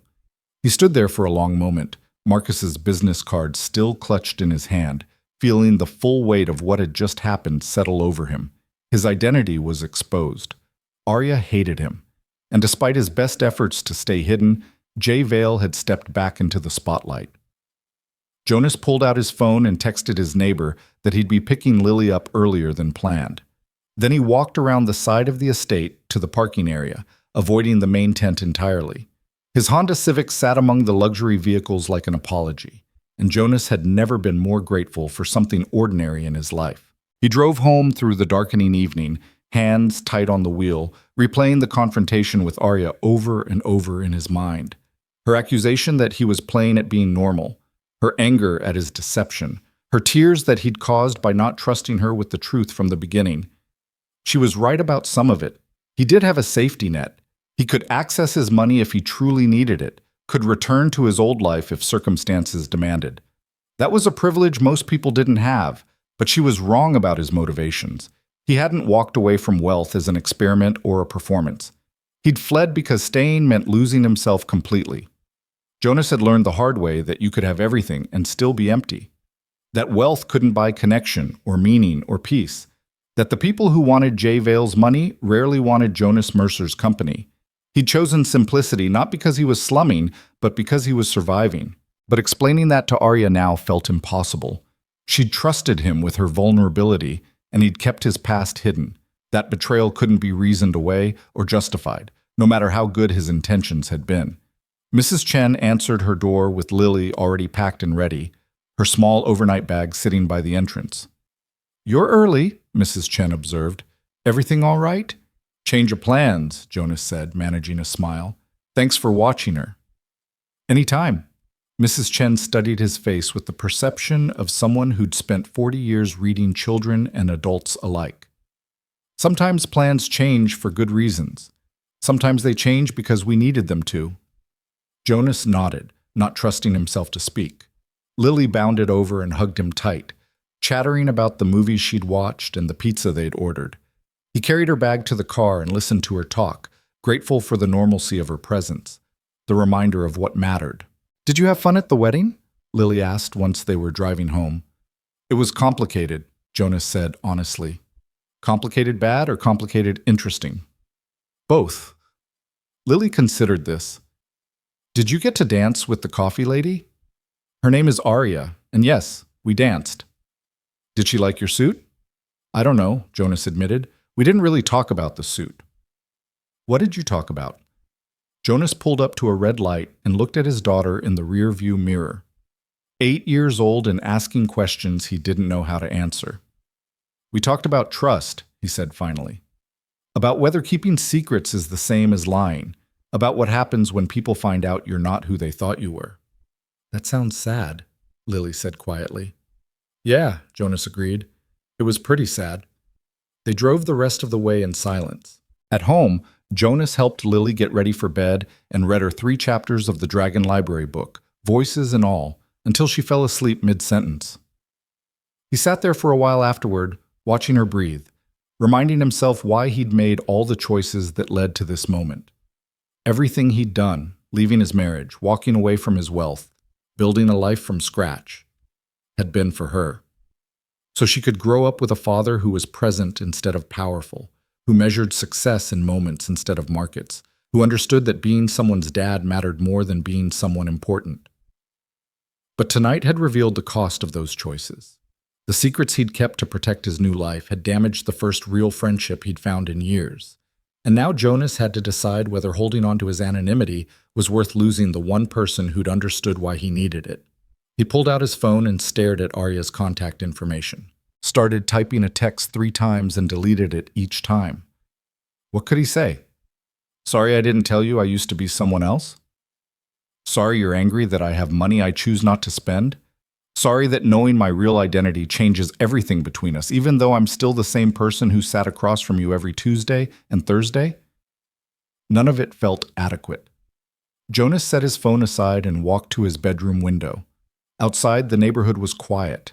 Modest houses with porch lights, cars parked in driveways, the occasional dog barking. His world, the one he'd chosen, the one where Jonas Mercer was just another single dad doing his best.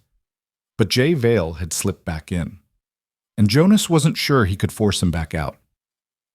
The next morning arrived too bright and too early. Jonas made pancakes on autopilot while Lily complained about having to go back to school tomorrow after such a short weekend. He listened and responded appropriately and tried not to check his phone every 5 minutes to see if Arya had texted. She hadn't. Monday morning, he dropped Lily at school and drove to Brew and Page's, even though it was Monday, not Tuesday. The cafe was busier than usual, morning commuters grabbing coffee on their way to work. Jonas ordered his usual and sat at their table, his and Arya's, and waited. She didn't come. Tuesday at 2:30, Jonas returned. The table was empty. He waited until 3:30, drinking cold coffee and rereading the same page of his book over and over. The barista, a college student named Sarah who'd worked there for 6 months, came over during a lull. "Your friend isn't coming," she said gently. "She was here this morning, asked me to give you this if you showed up." Sarah handed him a folded piece of paper. Jonas took it with hands that weren't quite steady. Sarah retreated to give him privacy. He unfolded the note. Arya's handwriting, neat and precise. "Jonas, I need time to think. I'm not ready to see you yet. I know you probably think I'm overreacting, but this isn't just about the money or the name. It's about the fact that I built a friendship with someone I thought I understood, and now I don't know what was real and what wasn't. I don't know if the person I trusted still exists, or if he was just a character you were playing. I need to figure that out before we can talk again. Please respect that." Arya Jonas read the note 3 times. Then he folded it carefully and put it in his wallet, next to the business card Marcus had given him and the photo of Lily he carried everywhere. 3 things that represented 3 different versions of himself. The father, the investor, the friend. He thought he could keep them separate, thought he could choose which one to be in any given moment, but Saturday night had proved that impossible. The moment Jay Vale became visible, he consumed everything else. Jonas Mercer disappeared. The careful boundaries collapsed, and Jonas didn't know how to rebuild them. He returned to the cafe Thursday afternoon anyway, sat at their table, ordered their coffee, waited the full 45 minutes even though he knew she wouldn't come. It felt important to honor the ritual, to prove that his commitment to their friendship hadn't been conditional on anonymity. The cafe regulars noticed. The retired couple who shared scones asked if his friend was all right. The college students who studied in the corner gave him sympathetic looks. Even Sarah seemed worried, refilling his coffee without being asked. "She'll come back," Sarah said quietly during one refill. "People who matter always come back eventually."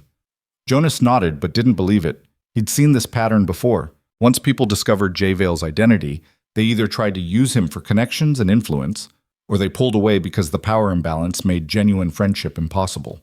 Either way, Jonas Mercer disappeared. Arya was pulling away. He couldn't blame her. He'd let her believe he was someone safe, someone ordinary, someone who understood struggling and rebuilding because he was doing it too. Then she'd discovered he was doing it by choice, not necessity. That he could stop pretending whenever he wanted. That changed everything. Friday afternoon, Jonas picked Lily up from school and took her for ice cream, something he only did for special occasions or when he needed to think. "What's wrong, Daddy?" Lily asked, around a mouthful of chocolate chip. "What makes you think something's wrong?" "You ordered vanilla. You always get coffee flavor. Vanilla means you're upset, but trying to pretend you're not." Jonas looked at his daughter, too perceptive, too aware, carrying the burden of having a father who tried to protect her from adult problems but couldn't quite hide them successfully. "You're right," he admitted. "I am upset. My friend Arya, the coffee lady, she found out something about me that I should have told her from the beginning. Now she's angry and hurt, and I don't know how to fix it." "What did she find out?" Jonas hesitated, then decided Lily deserved honesty. She'd lived through enough secrets and half-truths during the divorce. She found out I used to have a different job, that I used to be someone kind of important and well-known. I didn't tell her because I was afraid it would change how she saw me. "Did it?" "Yeah," Jonas said quietly. "It did." Lily ate her ice cream thoughtfully for a moment. "When Emma found out you were my dad, she got weird for a few days." "What? Why?" "Because her mom had seen you picking me up and told Emma you were really handsome, and maybe Emma should invite me over for a play date so her mom could meet you." Lily rolled her eyes. "Emma was embarrassed and didn't want me to think she was only being my friend because her mom wanted to meet you, so she avoided me for a while." Jonas felt something twist in his chest. What happened? "I told her I didn't care why she wanted to be friends originally. I just cared that she was my friend now. That the beginning doesn't matter as much as what you do after." Lily looked at him seriously. "Maybe your coffee lady needs to hear that too. That who you were before doesn't change who you are now. And if she's really your friend, she'll figure that out." Out of the mouths of 8-year-olds, Jonas reached over and squeezed Lily's hand. "When did you get so wise?" "I've always been wise. You just don't listen enough." But she grinned, removing the sting from her words. They finished their ice cream and drove home through the Friday afternoon traffic. Jonas thought about what Lily had said, about beginnings versus middles, about judging people on who they were now instead of who they used to be. It was good advice, mature advice, the kind of wisdom that came from watching adults mess up relationships and learning from their mistakes. But Jonas wasn't sure it applied to his situation with Arya, because the problem wasn't just that he'd hidden his past. It was that his past gave him options and safety nets that fundamentally changed the nature of any struggle he claimed to understand. Arya was right about that. He was choosing simplicity. She was trapped in complexity. Those weren't equivalent experiences, no matter how much Jonas wanted them to be. Saturday morning, Jonas woke to his phone buzzing with notifications. He grabbed it groggily, expecting spam or maybe Mrs. Chen confirming next week's schedule. Instead, he found 17 missed calls from unfamiliar numbers, 12 text messages, and 6 voicemail notifications. His stomach dropped. The first text was from Marcus Wellington. "I'm so sorry. I didn't tell anyone, I swear. It must have leaked some other way. Call me if you need anything." The second was from a number he didn't recognize. "Mr. Vale, I'm a reporter with the Boston Globe. Would you be willing to comment on reports that you attended the Sterling Wellington wedding? Our sources indicate..." Jonas stopped reading. With shaking hands, he opened his browser and searched his name. The results made his blood run cold. Mysterious investor J. Vale. Spotted at Connecticut. Wedding. Sterling family wedding reveals. Secret guest. Reclusive tech millionaire J. Vale. Where has J. Vale been? Anonymous investor emerges after 3-year absence. The articles were everywhere.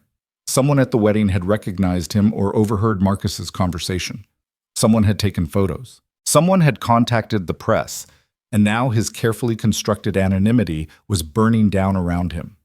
Jonas scrolled through article after article, each one speculating about why he was there, who he'd been with, whether his appearance signaled a return to investing. Several mentioned Arya by name, noting that he'd been seen dancing with her, sitting at her table, arriving as her guest. His phone rang again.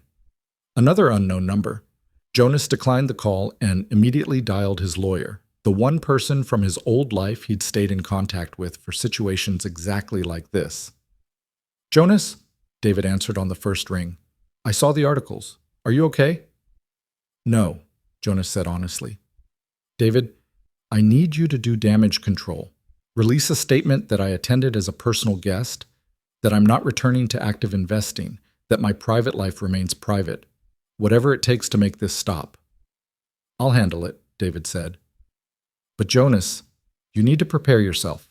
The articles are already going viral in finance circles. Your name is trending on social media.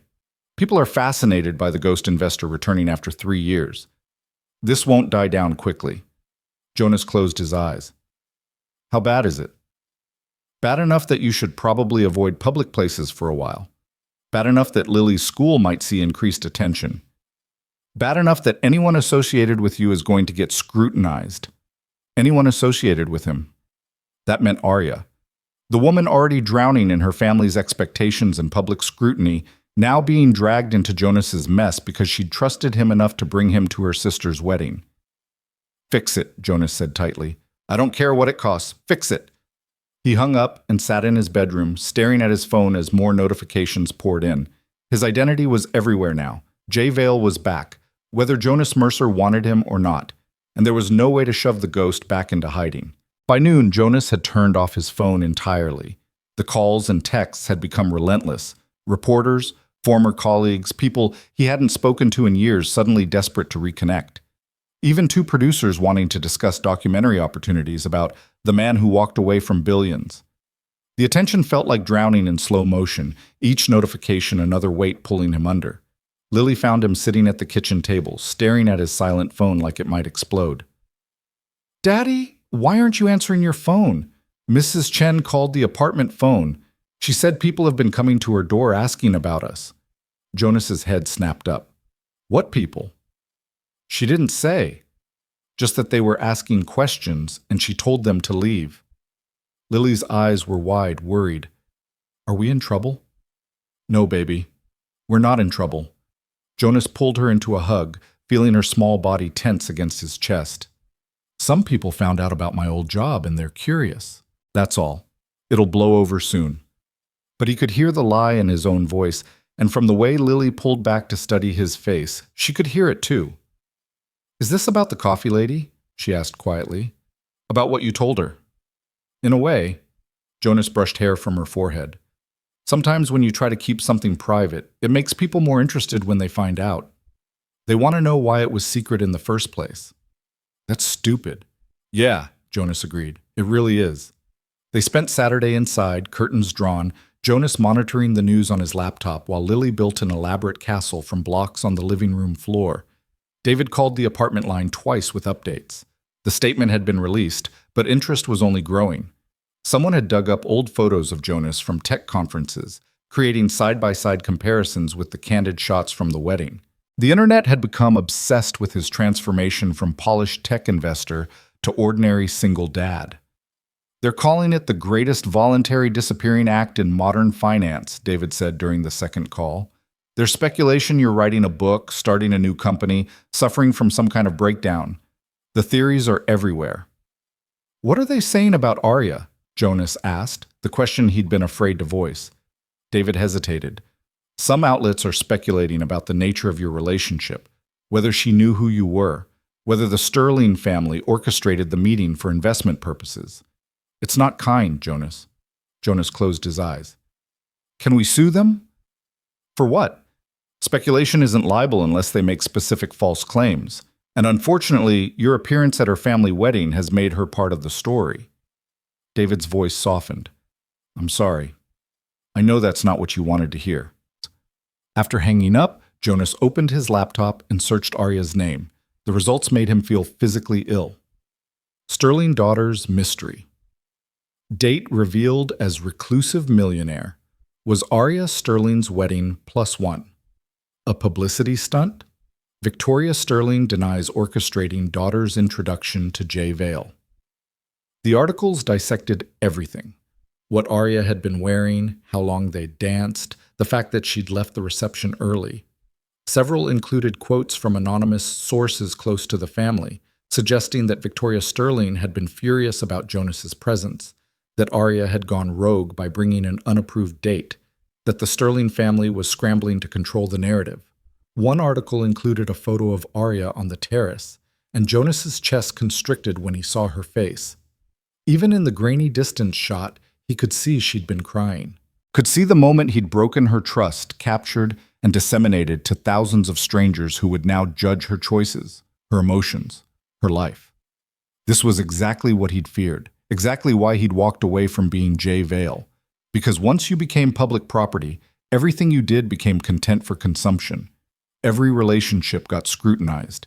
Every private moment became potential news. And he dragged Arya into it. Sunday morning arrived with a knock on the apartment door. Jonas checked the peephole and found Marcus Wellington standing in the hallway, dressed casually in jeans and a sweater, looking uncomfortable and determined in equal measure. Jonas opened the door. How did you find my address? I have good lawyers, Marcus said. Can I come in? Jonas glanced back at the apartment. Lily watching cartoons on the couch, breakfast dishes still in the sink, the lived-in chaos of their normal life. Then he stepped aside and let Marcus enter. Marcus looked around the small space with poorly concealed surprise, taking in the mismatched furniture, the crayon drawings stuck to the refrigerator with magnets, the general modest income family atmosphere. This wasn't where people expected billionaires to live, even reformed ones. Mr. Wellington, Lily said politely from the couch, muting the TV. Did you come to see my dad? I did. Marcus smiled at her with genuine warmth. You must be Lily. Your father talks about you. He does? Lily looked at Jonas with surprise. He mentioned you at the wedding, Marcus said. Said you were the best thing in his life. Lily's face lit up, then dimmed as she remembered the current situation. Are you here because of all the phone calls? Lily, why don't you watch your show in your room for a bit? Jonas suggested gently. She gathered her blanket and stuffed dragon toy and headed to her bedroom, but not before giving Marcus a long, assessing look that was pure 8-year-old judgment. The door closed with a firm click. She's protective, Jonas said. She should be. After the past few days, you probably need it. Marcus shoved his hands in his pockets. I came to apologize. I know I said I wouldn't tell anyone, and I didn't. But Elena's maid of honor overheard our conversation on the dance floor and told 3 people before dessert was served. By the end of the reception, half the guests knew. Someone contacted the press. It's not your fault, Jonas said tiredly. I should have known this would happen the moment I walked into that wedding. Should have known I couldn't just show up and stay invisible. But you tried anyway. For Arya. Marcus sat down on the couch without being invited, a presumption that would have annoyed Jonas, except that he looked genuinely distressed. She's not doing well. Elena called me this morning, said Arya hasn't left her apartment since Monday, won't answer calls from her family. The press has been camped outside her building. Jonas's stomach dropped. How bad is it? Bad enough that Victoria Sterling actually apologized to her, publicly. Marcus pulled out his phone and showed Jonas an article. Made a statement yesterday about misjudging you at the wedding, about recognizing your character and integrity, about being honored that someone of your caliber chose to support her daughter. It's damage control, obviously, trying to spin the narrative so it looks like they knew who you were all along and approved. Jonas read the statement, Victoria's carefully crafted words that painted her initial dismissal as simply not recognizing him rather than judging him unworthy. The apology was designed to protect the Sterling family image, not to actually make amends. But it was still an apology, which meant Victoria Sterling had been forced to publicly admit error. That must have cost her. The thing is, Marcus continued, Arya demanded that apology. Elena said she told their mother either she apologizes for how she treated you or Arya walks away from the family entirely. No more board meetings, no more events, no more playing the dutiful daughter. Victoria apparently thought she was bluffing until Arya started packing. Jonas looked up sharply. Arya would give up her family? For someone she cared about being treated with basic respect? Apparently, yes. Marcus met his eyes. She's angry at you for not telling her the truth, but she's angrier at herself for caring about your identity once she found out. Elena said Arya keeps saying she proved you right, that knowing changed everything, and she hates that it did. Jonas sat down heavily in the armchair across from Marcus. I don't know how to fix this. Have you tried talking to her? She asked for space. She said she needed time to figure out what was real and what wasn't. Jonas rubbed his face. And maybe she's right to question it. Maybe I was playing at being ordinary. Maybe having money in reserve does make my choices fundamentally different than someone who's actually struggling. That's bullshit, Marcus said bluntly. You walked away from billions to live in a 2-bedroom apartment and raise your daughter alone. That's not playing, that's choosing. And choosing is harder than having no choice at all because it means accepting the consequences when you could have avoided them. Easy for you to say. You're not the one who lied about who they were. You didn't lie. You just didn't volunteer information that would have changed how people treated you. Marcus leaned forward. Look, I spent 5 years trying to find Jay Vale so I could thank him. Know what I discovered? He didn't want to be found. He didn't want gratitude or recognition or anything except to help without strings attached. That's rare. That's valuable. That's exactly the kind of person Arya needed in her life. Someone who saw her without wanting something from her. Until she found out I was hiding who I was, Jonas said. Then I became just another person with secrets and agendas. So prove her wrong. Marcus stood up. Prove that Jay Vale and Jonas Mercer are the same person with the same values. Prove that your friendship was real, even if the name wasn't complete. Stop hiding and show her who you actually are. All of it. No walls, no protection. That's terrifying. That's the point. Marcus headed for the door, then paused. For what it's worth, I think she'll listen. Elena says Arya's been rereading your note. What note? The one you apparently left at the cafe last week. Told the barista to give it to Arya if she came in. Arya's had it in her pocket every day since. Jonas stared at him, confused. I didn't leave a note. Then someone's lying or confused because Elena saw it. Several lines about understanding why Arya was angry and how Jonas was just trying to protect the one good thing he'd found in years. Marcus shrugged. Maybe you wrote it and forgot? You've had a stressful week. But Jonas knew he hadn't written any note, which meant either Marcus was wrong about what Elena had seen, or someone else had left a message for Arya at the cafe. Neither option made sense. After Marcus left, Jonas sat in his apartment and thought about what he'd said, about proving that Jonas and Jay were the same person, about showing Arya everything without walls or protection. The idea terrified him in a way that walking into the Sterling wedding hadn't, because this wasn't about surviving one uncomfortable evening. This was about exposing the whole messy truth, The divorce that had shattered him, the loneliness that had driven him to disappear, the fear that no one would ever see past the money to the person underneath. But if he wanted any chance of salvaging his friendship with Arya, he had to try. Monday morning, Jonas called David and asked him to arrange a meeting, not with lawyers or PR people, just with Arya, somewhere private, somewhere they could talk without cameras or eavesdropping guests. David promised to reach out through proper channels and call back. While Jonas waited, he did something he'd been avoiding for 3 years. He opened his laptop and pulled up the accounts he'd locked away when he'd changed his name. The investment portfolios, the trust funds, the quiet empire he'd built before walking away.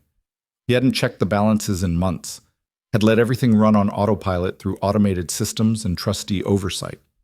The numbers were staggering.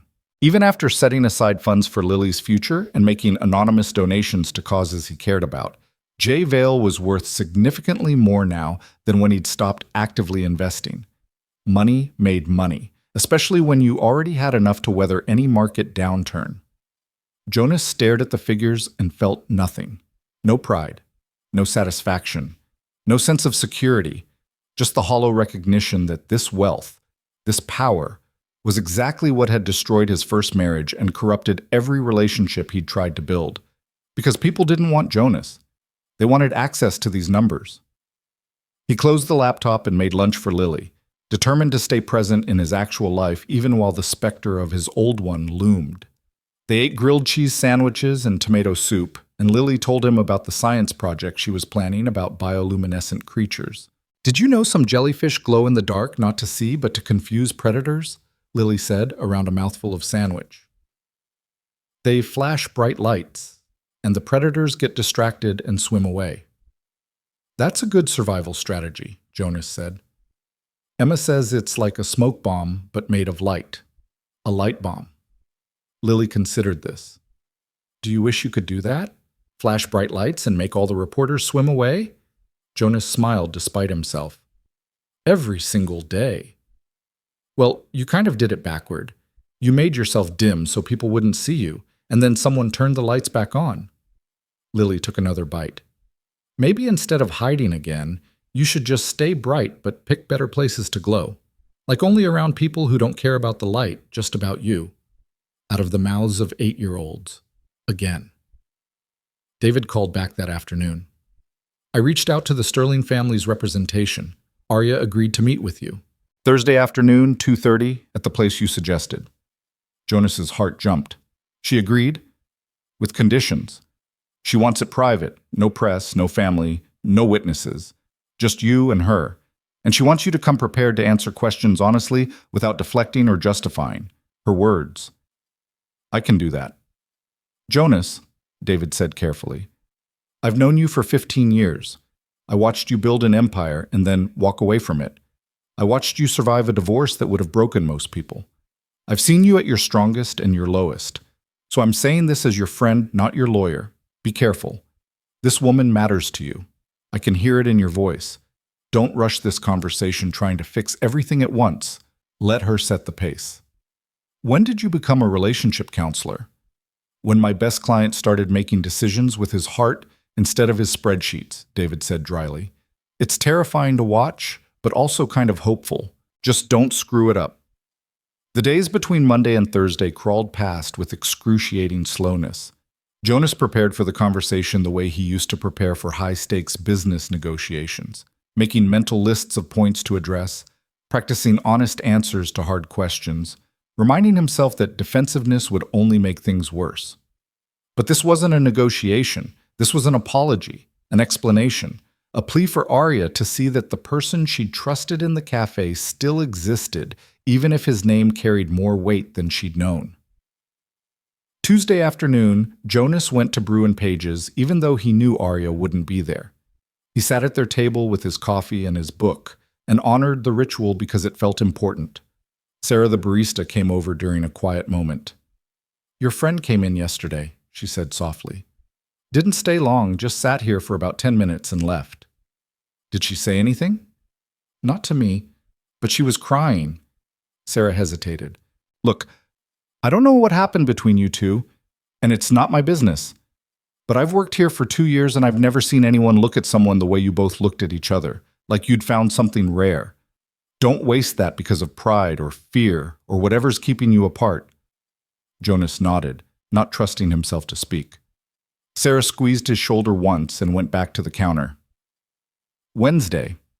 Jonas took Lily to school and then drove to the park where they used to go when they'd first moved to the neighborhood. Back when everything was new and uncertain, and Jonas had been trying to build a life from scratch with a 6-year-old who kept asking when they could go home to their old house. He sat on the bench they'd claimed as theirs and thought about transformation, about who he'd been when he'd first sat here, broken, lost, convinced he'd made a terrible mistake walking away from security and status, about who he'd become over 2 years, steadier, more present, actually happy in small moments he'd never noticed before. Jay Vale had been successful but miserable. Jonas Mercer was struggling but content.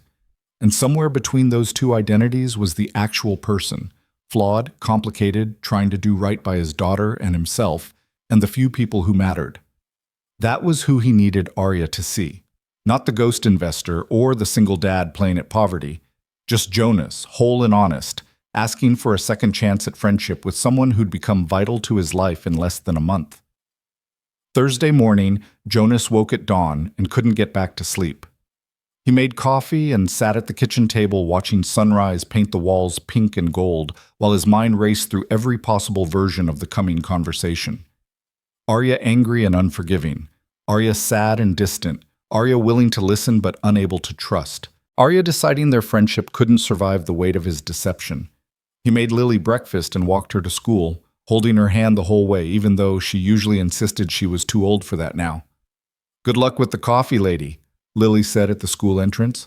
"Remember what I said about beginnings not mattering as much as middles. And also," she looked up at him seriously, "if she's mean to you, you don't have to be friends with her, even if you like her. You deserve people who are nice." Jonas crouched down to her level. "When did you become the parent here?" "I've always been the parent. You just pretend you're in charge so I don't worry." But she hugged him tight, and Jonas felt his chest constrict with love for this small person who saw through every wall he tried to build. At 2:15, Jonas parked outside Brew and Page's. The cafe looked exactly the same as always. Warm lighting, mismatched furniture, the smell of coffee and old books drifting through the propped-open door. But everything felt different now. This space had been their sanctuary, their neutral ground, the place where they'd both been safe to be nobody special. Now it was the site of a reckoning. Jonas walked in at exactly 2:25. Arya sat at their table, hands wrapped around a coffee cup, staring at the Sharpie quote about reading being dreaming with open eyes. She wore jeans and an oversized sweater, her cafe clothes, not her sterling family armor. But her face looked drawn, tired, like she hadn't been sleeping. She looked up when Jonas approached, and something complicated flickered across her expression. Not quite anger, not quite welcome. Something in between. "Hi," Jonas said quietly. "Hi." Arya gestured at the empty chair across from her. "Sit down. We need to talk." Jonas sat. The table between them felt like miles instead of inches. He wanted to reach across and take her hand, offer comfort or connection, but he kept his hands in his lap and waited for Arya to set the pace like David had advised. "I have questions," Arya said without preamble, "and I need you to answer them honestly. Not spin, not justification, just truth. Can you do that?" "Yes." "Why didn't you tell me who you were?" The question was direct, uncompromising. "From the beginning, when we first met, why didn't you just say, 'I used to be someone else, and I'm trying to start over'?" Jonas took a breath. "Because every time I've told someone about my past, they've changed how they treated me. Either they wanted something from Jay Vale, investment advice, connections, money, or they pulled away because they couldn't get past the wealth disparity. Either way, Jonas disappeared. And I was so tired of disappearing. So you lied to me instead." "I didn't lie. I just didn't volunteer information that would have changed everything between us." Jonas met her eyes. "And I was right, wasn't I? The moment you found out, everything did change. You started looking at me differently, questioning whether our friendship was real, wondering if I'd been slumming or playing games. That's exactly what I was afraid of." Arya's jaw tightened. You don't get to make that decision for me. You don't get to decide what information I can handle or how I'll react. That's controlling and condescending, and it's exactly what my family does, filtering the truth so I only see what they want me to see. The comparison hit hard. Jonas felt his face flush. You're right. I'm sorry. I wasn't trying to control you. I was trying to protect something I thought was fragile. Our friendship? Arya's voice cracked slightly. You thought it was so fragile it couldn't survive honesty? I thought I was fragile, Jonas admitted. I thought if you knew who I'd been, you'd either want to use me like everyone else, or you'd hate me for having options you don't. And I couldn't handle either outcome. So I kept quiet and told myself it was for both of us, when really it was just cowardice. Arya stared at him for a long moment, and Jonas forced himself not to look away, not to soften the admission with excuses or qualifications. This was what she'd asked for, raw truth, no polish. I did hate you, Arya said quietly. For about 3 days, I absolutely hated you. Hated that you'd let me complain about my privileged problems to someone even more privileged. Hated that you'd hidden behind anonymity while I suffocated under visibility. Hated that I'd trusted you and you'd kept this massive secret. Jonas nodded, accepting the words even though they hurt. But then I kept thinking about our Tuesdays and Thursdays, Arya continued. About the way you'd listen without trying to fix things. The way you'd understood what I meant about needing to be somewhere nobody knew my name. The way you'd offered to come to that wedding knowing exactly what kind of room you'd be walking into. She paused. And I realized I hated myself more than I hated you. Because knowing your identity did change how I saw you, and that meant I was exactly like everyone else who judges people based on wealth instead of character. Arya, no. Let me finish. She held up a hand. My mother saw you at that wedding and dismissed you as nobody. Then she found out who you were and suddenly you became somebody worth courting. I'd been so angry at her for being shallow and status-obsessed, but I did the same thing in reverse. I thought you were worth knowing when you were Jonas Mercer. When I found out you were Jay Vale, I questioned everything about our friendship. That makes me just as bad as she is. That's not true, Jonas said firmly. You questioned our friendship because I'd kept secrets, not because of money. That's completely different. Is it, though? Arya's eyes were bright with unshed tears. Because I keep replaying that night, and I can't separate my anger about the deception from my feelings about the wealth. They're tangled together, and I hate that I can't just say, who cares that you used to be rich? You're still the same person, because it does matter. It matters that you have safety nets I'll never have. It matters that you chose simplicity while I'm trapped in complexity. Those things are real even if they shouldn't change how I feel about you as a person. Jonas reached across the table slowly, giving Arya time to pull away. She didn't. He took her hand carefully, like it might break. You're right, those things are real, and I'm sorry for pretending they weren't. I'm sorry for making you feel like you couldn't acknowledge the actual differences in our situations. That was unfair. Arya's fingers tightened around his, and for a moment they just sat there holding hands across the table like they had at the wedding before everything fell apart. The cafe hummed with its usual afternoon rhythm, espresso machine hissing, quiet conversations, pages turning, and Jonas felt something in his chest loosen slightly. I need to tell you the whole story, Jonas said quietly. Not the sanitized version, not the careful explanation, the actual truth about why I walked away and what it cost me, and why I'm so terrified of going back. Okay. Arya's voice was steady despite the tears tracking down her cheeks. I'm listening. Jonas took a breath and let himself fall into honesty without a net. I met my ex-wife Rebecca when I was 26. I just made my first successful investment, and I thought I was brilliant. She was beautiful and ambitious, and she saw potential in me that I didn't see in myself. We got married fast, had Lily within a year, and for a while everything seemed perfect. He paused, remembering those early years with the distance that only pain and time could provide. But as Jay Vale became more successful, Jonas Mercer disappeared.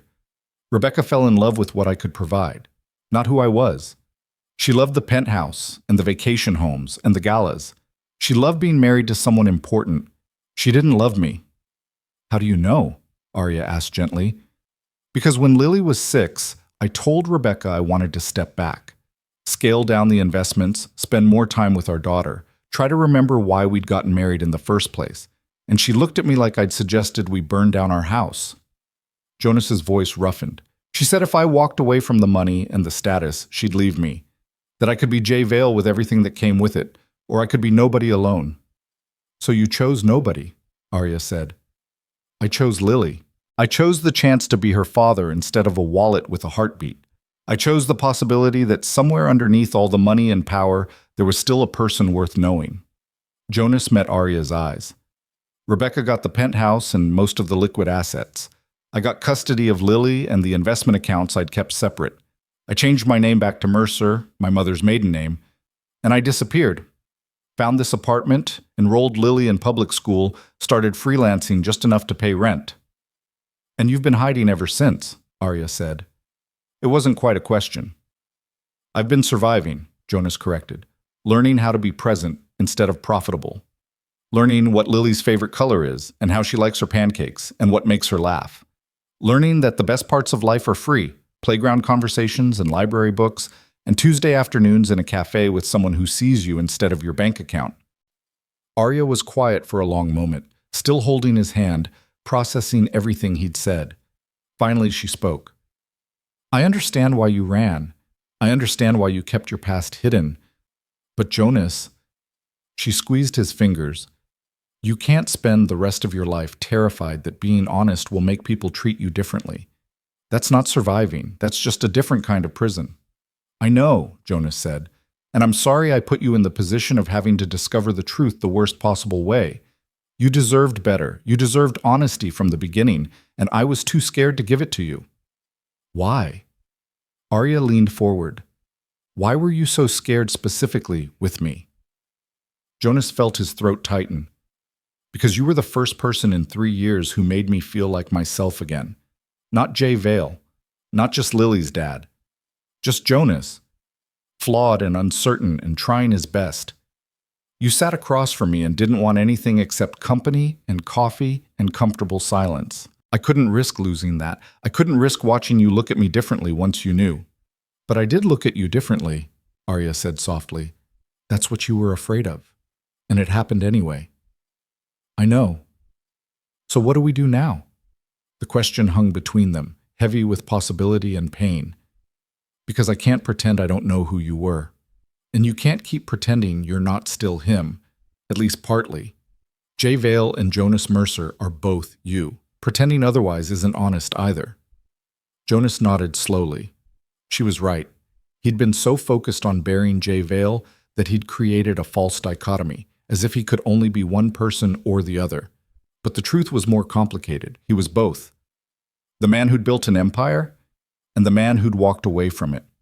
The investor who'd saved companies, and the father who made pancakes for dinner. All of it was real. All of it was him. I don't know what we do now, Jonas admitted. I just know that losing you, losing this, he gestured at the table, the cafe, the space they'd created together. That would be worse than any of the exposure or judgment or media attention. You matter to me, Arya, more than anonymity, more than safety. You matter. Arya's face crumpled slightly, and she pulled her hand back to wipe at her eyes. You matter to me, too. That's why this hurt so much. That's why I couldn't just dismiss it as a harmless omission. You became important, Jonas. You became necessary, and then I found out you'd been holding back the biggest part of your story. I wasn't holding back, Jonas said. I was protecting. There's a difference. Is there? Arya challenged. Because from where I'm sitting, they look pretty similar. Both involve keeping secrets. Both involve deciding what the other person can handle. Both involve choosing control over vulnerability. Jonas flinched at the accuracy of her words. You're right. I'm sorry. I thought I was being careful. I was actually just being a coward. You're not a coward, Arya said firmly. Cowards don't walk away from billions to raise their daughters. Cowards don't agree to attend hostile family weddings to support someone they barely know. Cowards don't sit here and admit their mistakes without making excuses. She took a shaky breath. You're brave, Jonas. You're just also scared. Those things can exist together. Are you still angry at me? Jonas asked quietly. Arya considered this. Yes and no. And mostly I'm just sad that we're here instead of where we were, when everything felt simple and safe and right. She paused. Do you think we can get back there? I don't know, Jonas said honestly. I don't know if we can go back, but maybe... He hesitated, then pushed forward. Maybe we can go forward. Build something new that includes all the truth this time. No more secrets. No more careful omissions. Just honest conversation between two people who matter to each other. That sounds terrifying, Arya said. It is terrifying, Jonas agreed. But so was showing up at your sister's wedding. So was sitting here today knowing you might tell me to leave and never come back. I'm willing to be terrified if it means having you in my life. Arya stared at him for a long moment, something shifting in her expression. Then she stood up abruptly. Come on. What? Where are we going? Outside. I need air. I need to move. I can't process this sitting still. She grabbed her coffee and headed for the door without waiting to see if Jonas would follow. He followed. Of course he followed. They walked down the street toward the small park 3 blocks from the cafe, not touching, not talking, just moving together through the autumn afternoon. Leaves crunched under their feet. The air smelled like wood smoke and approaching winter. Around them, the neighborhood went about its business. Parents pushing strollers, teenagers on skateboards, an old man walking a dog that looked older than him. Normal life. The kind Jonas had been trying to build for 2 years. The kind Arya was trying to escape from her family's world.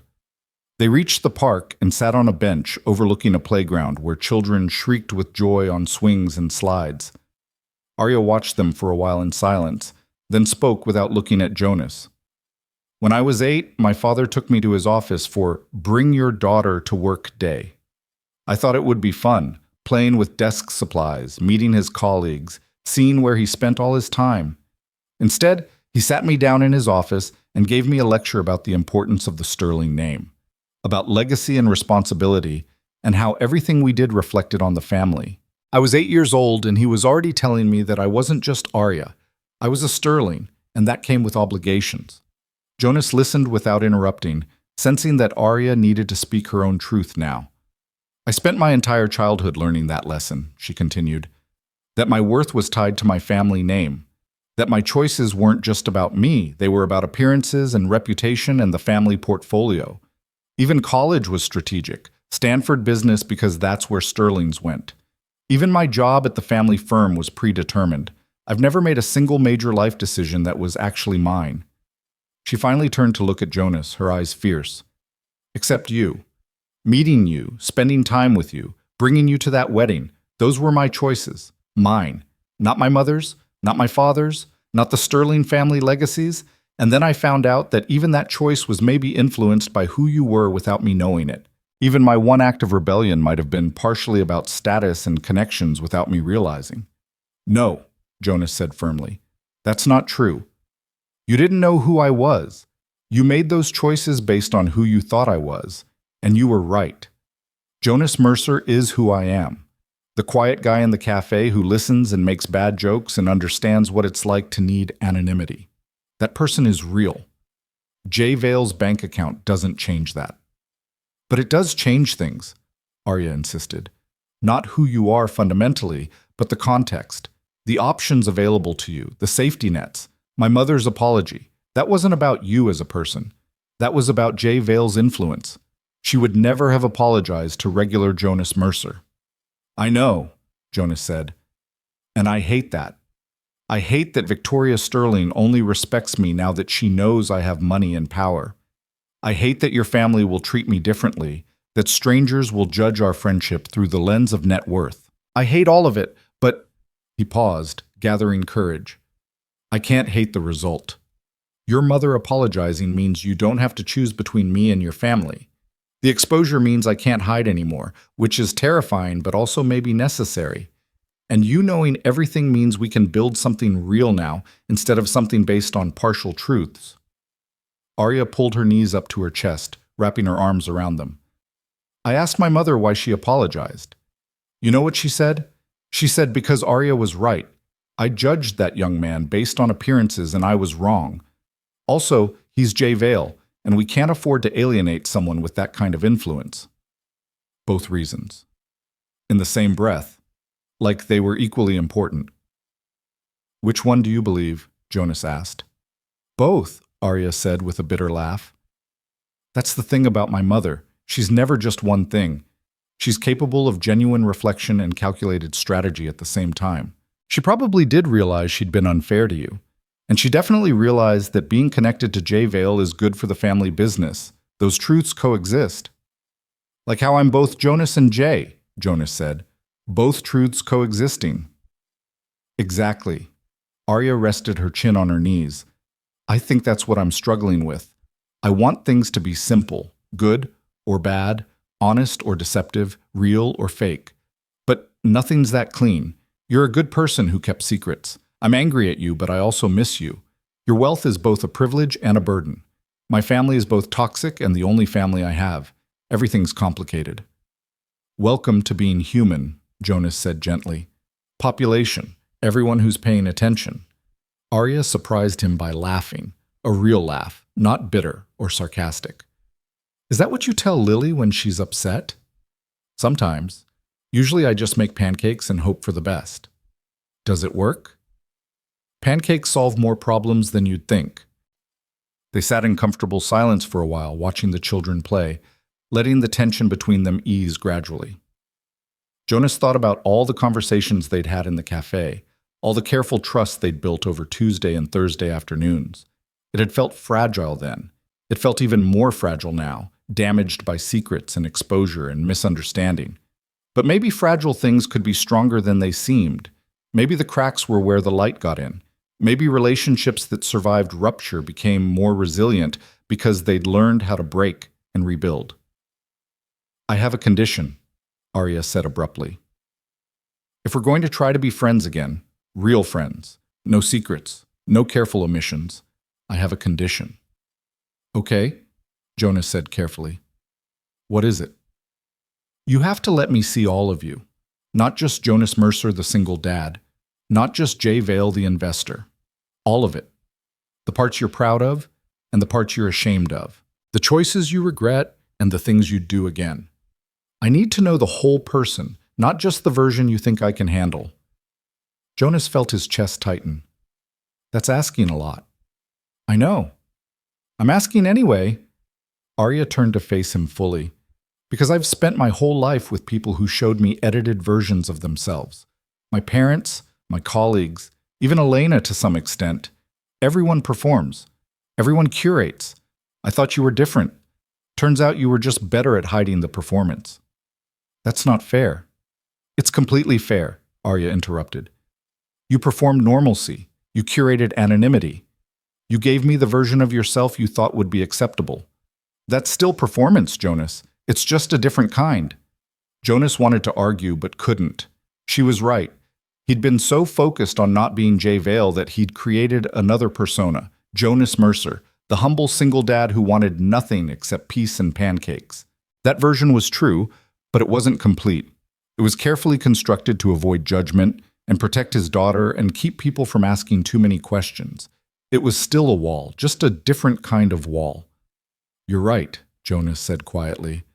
I've been performing, not lying exactly, but definitely curating, showing you only the parts I thought you'd accept. He met her eyes. What if you see all of me and decide I'm not worth knowing? Then at least I'll have made that decision based on truth, Arya said.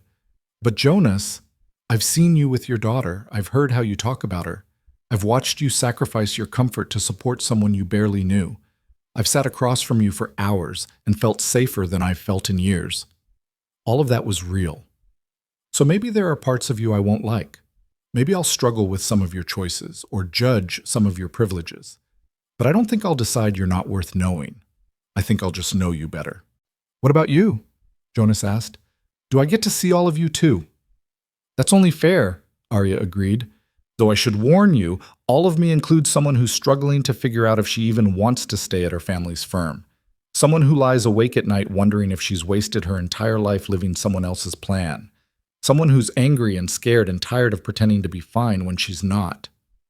I already knew all that, Jonas said gently. You told me most of it over coffee. The difference is now we're naming it clearly instead of talking around it. Naming things makes them real, Arya said. Things were already real.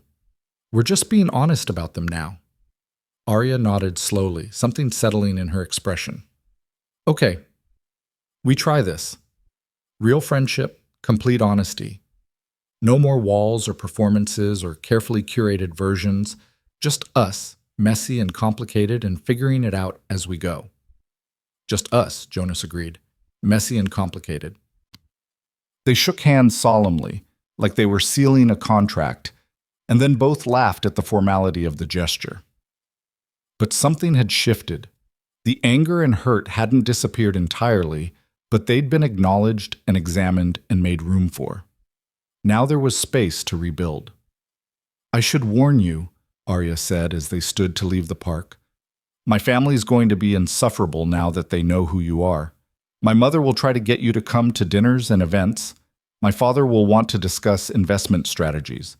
It's going to be exhausting. We'll handle it, Jonas said. Together. We'll set boundaries and enforce them and tell your parents no when we need to. We're good at standing up to difficult families. I've got an ex-wife who's made boundary setting an art form. How is Lily with all this? Arya asked.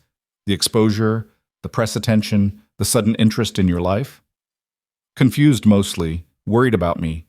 But she's resilient. Jonas smiled, thinking about his daughter. She told me that beginnings don't matter as much as middles. That who I was when I started isn't as important as who I'm being now. Smart kid. Terrifyingly smart. Sometimes I think she's raising me instead of the other way around. They walked back toward the cafe, falling into step beside each other naturally. The sun was starting to set, painting the sky in shades of orange and pink. The air had cooled enough that Arya wrapped her arms around herself for warmth. I miss this, she said quietly, just walking and talking, feeling like I could say anything without it being analyzed or judged or weaponized. I missed it too, Jonas admitted. These past 2 weeks without our Tuesday and Thursday meetings, it felt like something essential was missing, like I'd lost access to the one place where I could just exist. You can exist lots of places, Arya said. You just have to practice being yourself without permission. Is that what you're learning to do? Exist without permission? Trying to, Arya said. Some days are easier than others. Some days I still feel like I need my mother's approval for every decision, but then I remember how it felt to demand that apology from her. How it felt to say, treat him with respect or lose me. That was the first time in my life I'd ever drawn that kind of line with my parents. How did it feel? Jonas asked. Terrifying, liberating, like I might throw up or fly, and I wasn't sure which would happen first. Arya smiled. But I didn't back down, and my mother actually apologized. Maybe not for the right reasons entirely, but she apologized. I proved to myself that I could stand up to her. That matters. They reached Bruin Pages as the cafe was starting to transition into its evening crowd. College students settling in for study sessions, a book club gathering in the corner, the after-work regulars claiming their favorite spots. Sarah looked up from behind the counter and saw them together, and her face split into a relieved smile. Thank goodness, she said as they approached. I was starting to worry you two would never figure it out. Figure what out? Arya asked. That whatever happened between you was worth fixing. Sarah poured 2 fresh coffees without being asked. On the house. Consider it a reconciliation gift. We're not, Jonas started, then stopped. Actually, I don't know what we are. Friends? Rebuilding trust? Figuring things out?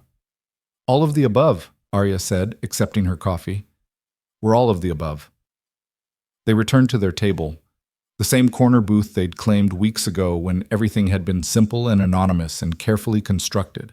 But now they sat across from each other with all their truths visible, all their complications acknowledged, all their walls dismantled. Tell me about Lily, Arya said. Really tell me. Not just the highlights. I want to know what it's actually like raising her alone. What you struggle with. What scares you. So Jonas told her. About the nights he lay awake worrying whether he was doing enough, whether Lily would resent him someday for the divorce, whether choosing simplicity over wealth was selfish because it limited her opportunities. About the guilt he carried for not being able to afford ballet classes or summer camps or college savings that matched what he could have provided as Jay Vale. About the terror he felt every time Lily got sick or sad or asked questions about her mother that he didn't know how to answer. "She's the best thing I've ever done," Jonas said. "The only part of my old life I don't regret. But raising her alone is the hardest thing I've ever attempted. Every decision feels monumental. Every mistake feels permanent. I'm constantly second-guessing whether I'm giving her enough or teaching her right or preparing her for a world that's going to judge her based on things beyond her control." "She seems pretty well adjusted from what you've described," Arya said. "She is, most days, but she's also 8 years old and already knows that her family is broken, that her mother chose wealth over her, that her father walked away from billions because staying would have destroyed him. That's a lot for a kid to carry." Jonas rubbed his face. "I worry what that knowledge will do to her as she gets older, whether it'll make her cynical or wise or something in between." "For what it's worth," Arya said carefully, "I think choosing to be present for her instead of profitable for her was the right call. My parents were always present physically, but absent emotionally. They provided everything except themselves. Lily might not have ballet classes, but she has a father who knows her favorite color and makes her pancakes and actually listens when she talks. That's worth more than you probably realize." Jonas felt something tight in his chest loosen slightly. "Thank you for saying that." "I'm not just saying it, I mean it." Arya reached across the table and took his hand. "You're a good father, Jonas. Even with all the complications and fear and second-guessing, maybe especially because of those things. You care enough to worry. That puts you ahead of a lot of parents." They sat like that for a while, hands linked across the table, coffee cooling, the cafe humming around them. Then Arya spoke again, her voice careful. "My turn to be vulnerable. I told my parents yesterday that I'm taking a leave of absence from the family firm." Jonas sat up straighter. "You're leaving?" "Temporarily, maybe permanently. I haven't decided yet." Arya's voice was steady, but Jonas could hear the uncertainty underneath. "I've been working there since I graduated college. 8 years of doing exactly what they expected, following their plan, never questioning whether it's what I actually wanted. And I woke up last Tuesday and realized I've built an entire life I don't recognize. So I'm taking 6 months, figuring out who I am when I'm not performing the role of dutiful sterling daughter." "How did your parents react?" "About how you'd expect. Mother said I was being reckless and emotional. Father asked what this would do to the company's image. Elena was the only one who seemed to understand. She told me she's been waiting for me to leave for years." Arya smiled sadly. "Apparently everyone could see I was miserable except me." "What are you going to do with 6 months?" Jonas asked. "I have no idea," Arya admitted. "Maybe travel. Maybe volunteer somewhere. Maybe just sit in cafes and read books and figure out what makes me feel alive. I've spent so long doing what I should do that I don't know what I want to do." "That's brave," Jonas said. "Terrifying and brave." "I learned from watching you," Arya said simply. "You walked away from everything to figure out who you were underneath the money and status. I'm doing the same thing, just with better planning and fewer secrets." Jonas laughed despite himself. "Fair point about the secrets." They finished their coffee and ordered dinner from the cafe's small menu. Sandwiches and soup, nothing fancy, just food shared between friends who were learning how to trust each other again. They talked about everything and nothing. Lily's dragon book and Emma, the new friend. Elena's honeymoon plans. The cold front moving in next week. Small talk, but genuine. Real connection without performance. As the cafe began to empty for the evening, Sarah came over to their table. "We're closing in 20 minutes, she said apologetically. "But I'm really glad you two worked things out. This place didn't feel right without you both here." "We'll get out of your way," Jonas said, standing and leaving cash on the table for their food and a generous tip. Outside, the evening had turned properly cold. Arya shivered, and Jonas resisted the urge to offer his jacket. They were rebuilding friendship, not crossing into whatever territory that gesture might suggest. But then Arya stepped closer, shoulder brushing his, and Jonas understood that physical comfort and emotional boundaries could coexist. "Walk me to my car?" Arya asked. "Of course." They walked the 2 blocks to where Arya had parked, neither of them in a hurry despite the cold. At her car, Arya turned to face him. "Tuesday?" she asked. 2:30? Same table? "I'll be there." Jonas promised. And Jonas? Arya's voice was serious. Thank you for today, for being honest even when it was hard, for letting me be angry without getting defensive, for showing up even though you knew I might tell you to leave. Thank you for giving me another chance, Jonas said, for seeing past the secrets to the person underneath, for being willing to rebuild instead of just walking away. Arya nodded, then surprised him by pulling him into a hug. It was brief, almost awkward, but genuine. When she pulled back, she was smiling. We're going to figure this out, she said. It won't be easy or simple or clean, but we're going to figure out how to be real friends, the kind who know everything about each other and still choose to show up. Deal, Jonas said. He watched her drive away, then walked to his own car with a lightness in his chest he hadn't felt in weeks. The exposure of his identity still terrified him. The media attention would probably continue for a while. His carefully constructed anonymity was gone, maybe permanently. But Arya knew everything now, and she'd chosen to give him another chance anyway. That had to count for something. 2 weeks later, Jonas sat at their table in Bruin Pages with a book he was actually reading instead of pretending to read. Lily was at Emma's house for a play date. A real friendship was developing there, built on shared interests in lizards and space facts instead of parental matchmaking. The press attention had started to die down as Jonas continued to refuse interviews and avoid public appearances. He was yesterday's news again, which suited him fine. The bell above the door chimed. Arya walked in wearing jeans and a sweater, her hair pulled back, looking tired but genuinely happy. She'd been taking her leave of absence seriously. Last week she'd told Jonas about volunteering at a literacy center, teaching adult immigrants to read English. She'd sounded more passionate about that work than she'd ever sounded about her job at Sterling Financial. Hi, she said, sliding into her chair. Sorry I'm late. The session ran long and I didn't want to rush out when we were in the middle of a lesson. How's it going? Jonas asked, setting his book aside. It's incredible, Arya said, her face lighting up. I'm working with this woman from Syria who's learning to read English so she can help her kids with homework. Today, she read an entire children's book by herself and she cried. And I cried and it was just... She shook her head, unable to find words. It matters. What I'm doing matters in a way the family business never did. Are you thinking of making it permanent? Jonas asked carefully. The leave of absence? Maybe, probably. I don't know yet. Arya wrapped her hands around her coffee cup, a gesture Jonas had come to recognize as her thinking pose. I had dinner with my parents last night, told them I might not come back to the firm. Mother handled it better than I expected, said if I was determined to throw away my future, at least I could do it usefully, which for her is basically a blessing. Progress, Jonas said, small progress. She still introduces me as my daughter who's taking time off like it's a temporary illness. But she's not actively sabotaging my choices, which is more than I hoped for.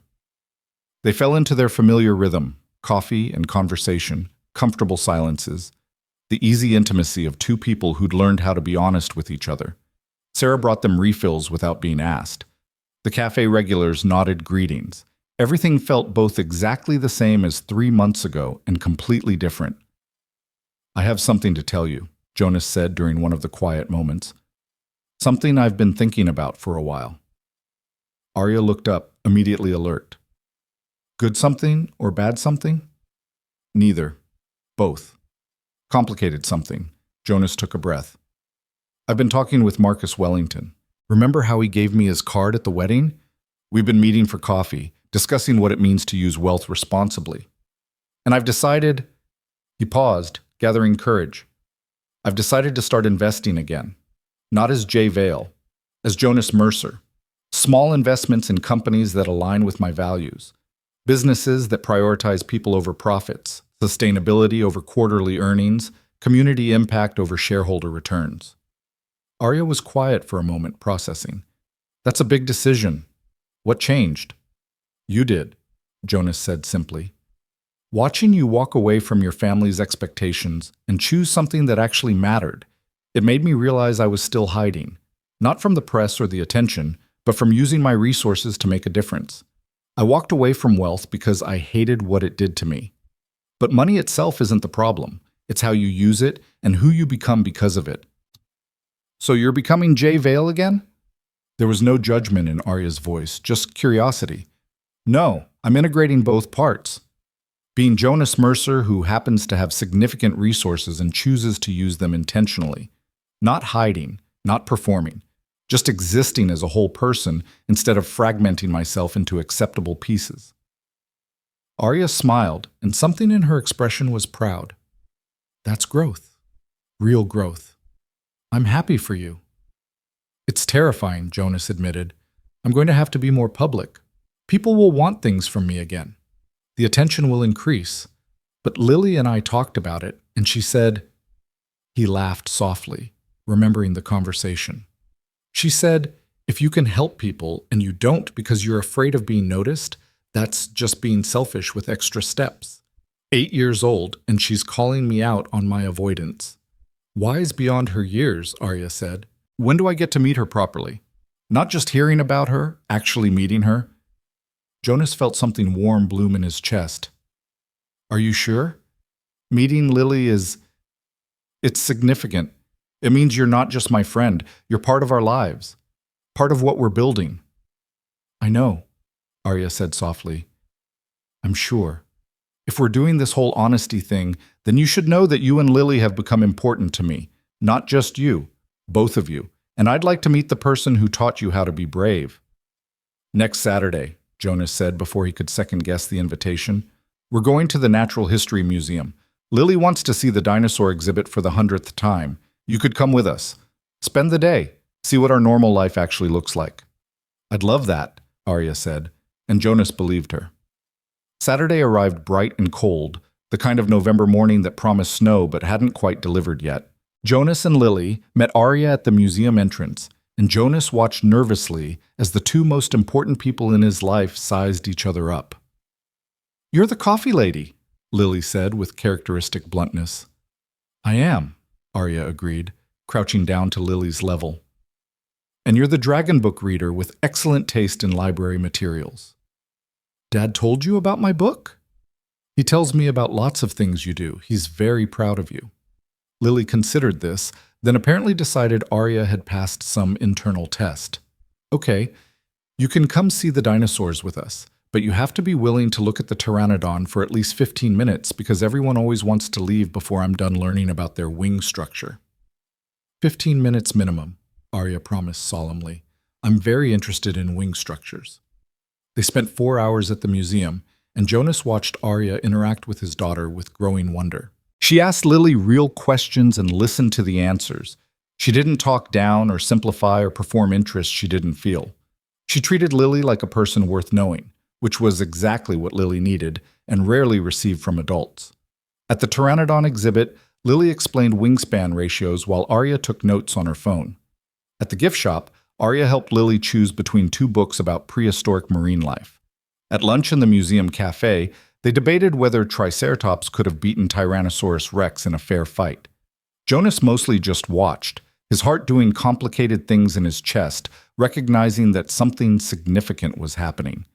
His carefully separated worlds were merging. His daughter and his friend were becoming friends themselves. The walls he'd built between different parts of his life were coming down.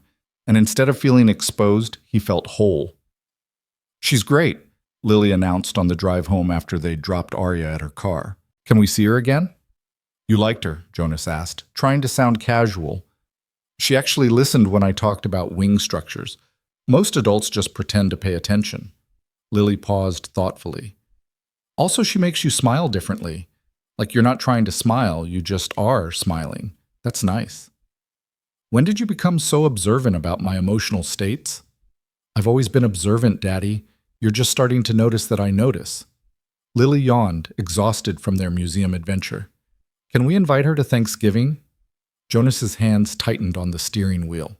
Thanksgiving was next week. They usually spent it quietly at home, just the two of them, because Rebecca had primary custody for Christmas, and Thanksgiving was Jonas's consolation prize. Inviting Arya would mean integrating her further into their small family unit. It would mean crossing from friendship into something more significant. Maybe, Jonas said carefully. Let me think about it. You mean let you be scared about it and then eventually decide yes because you like her, and life's too short to not invite people you like to eat turkey with you. How are you 8? I keep asking myself the same question, Lily said seriously. That evening, after Lily was asleep, Jonas texted Arya. Lily asked if you want to come to Thanksgiving dinner next week. Just the three of us, nothing fancy. Probably dry turkey and definitely burnt rolls because I always forget about the rolls. No pressure to say yes. Arya's response came quickly. I'd love to. I was dreading spending it at my parents' estate with 50 people I don't like. This sounds much better. What can I bring? Just yourself.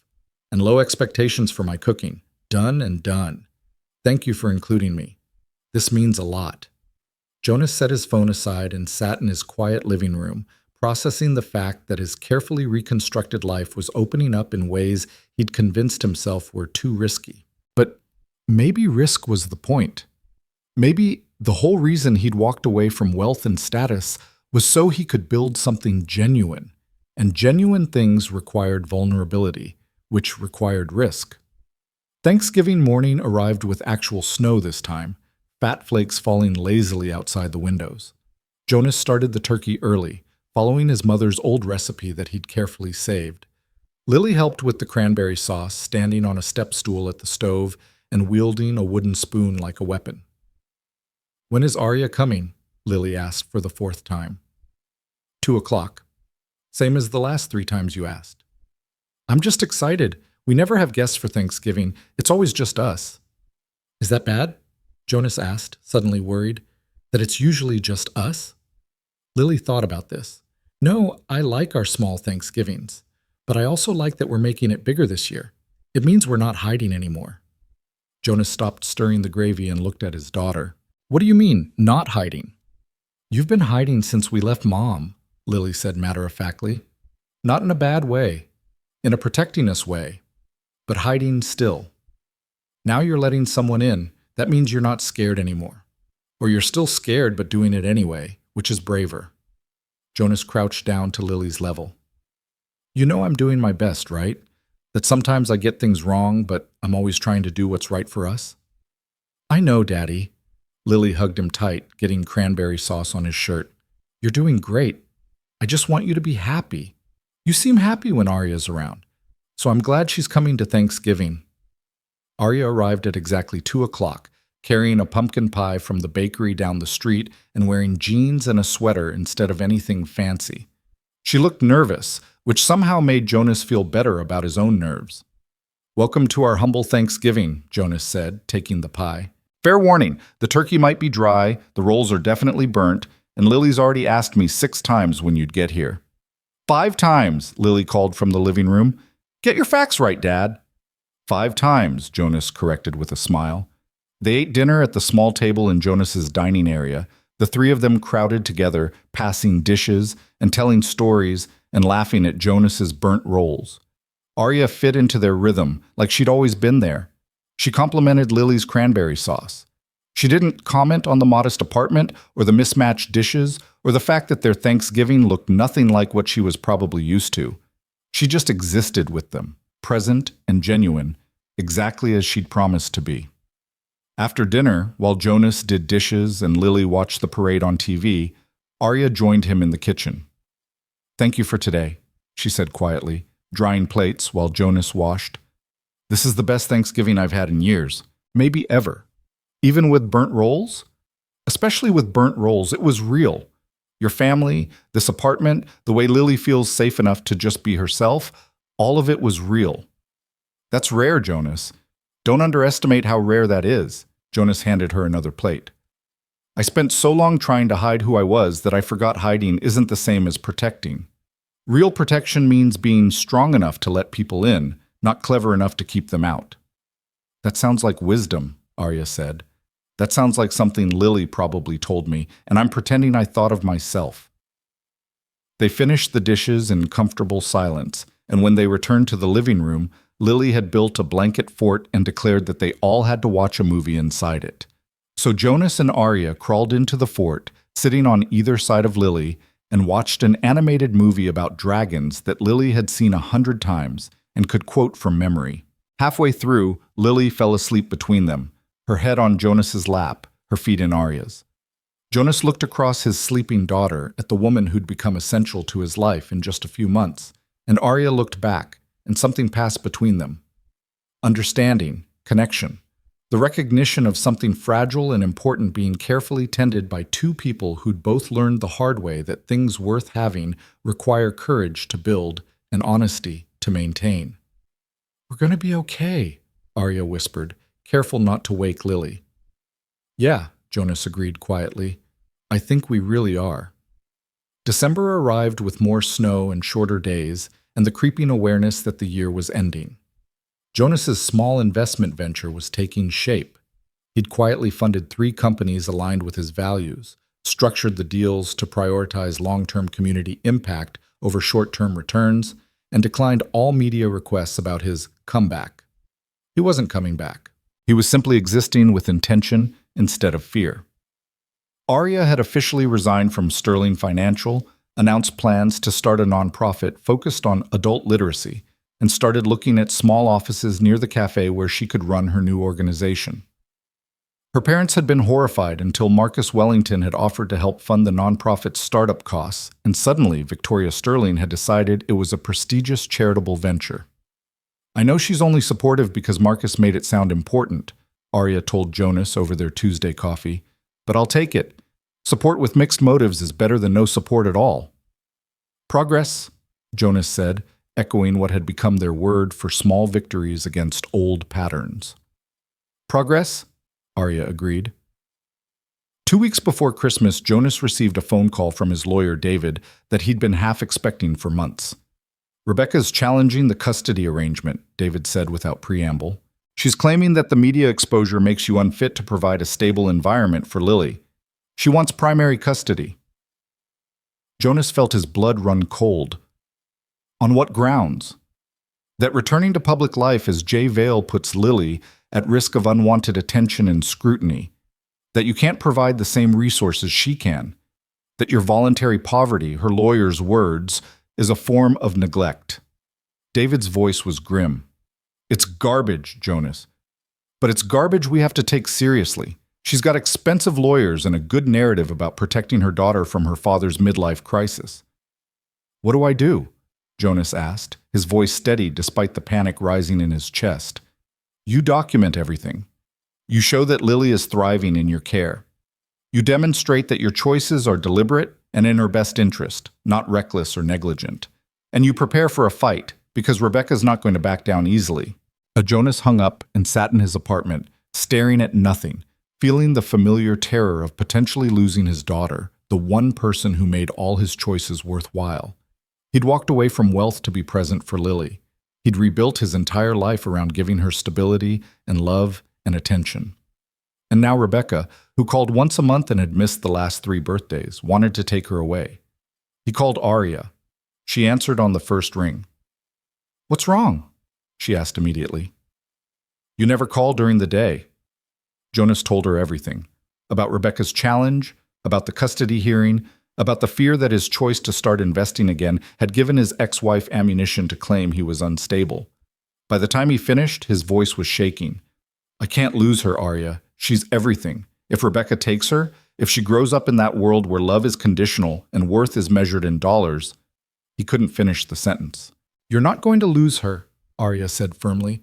"We're going to fight this, together. I know lawyers. I know how to document care and stability. I know how to build a case. And Jonas, Lily loves you. That's obvious to anyone who spends 5 minutes with you both. No judge is going to take her from a loving parent and give her to someone who's been absent for years."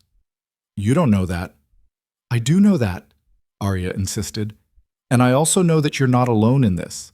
You have friends, you have resources, you have a community of people who see what kind of father you are.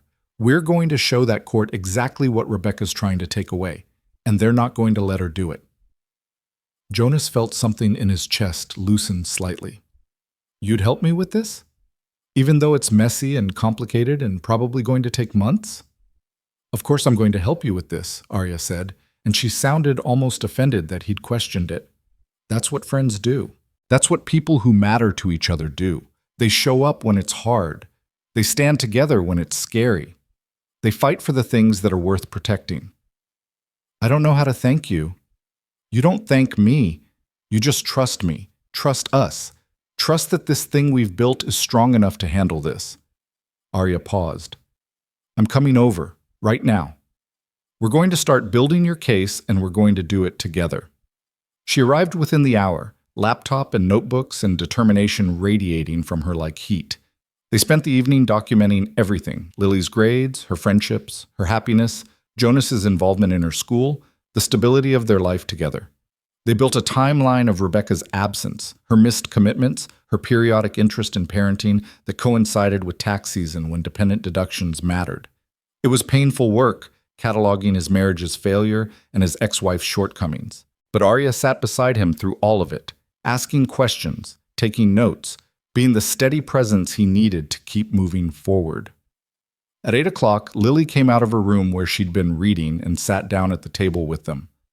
Are you worried about Mom trying to take me away? She asked directly. Jonas and Arya exchanged glances.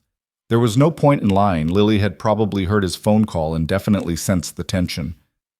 Yes, Jonas admitted, I'm worried, but we're working on making sure that doesn't happen. Good, Lily said, because I don't want to live with Mom. I want to stay here with you, with our home and our life and our Tuesday-Thursday cafe friend who comes to Thanksgiving. You might have to tell that to a judge, Jonas said carefully. If this goes to court, they'll ask you where you want to live. You don't have to decide right now. I already decided, Lily interrupted.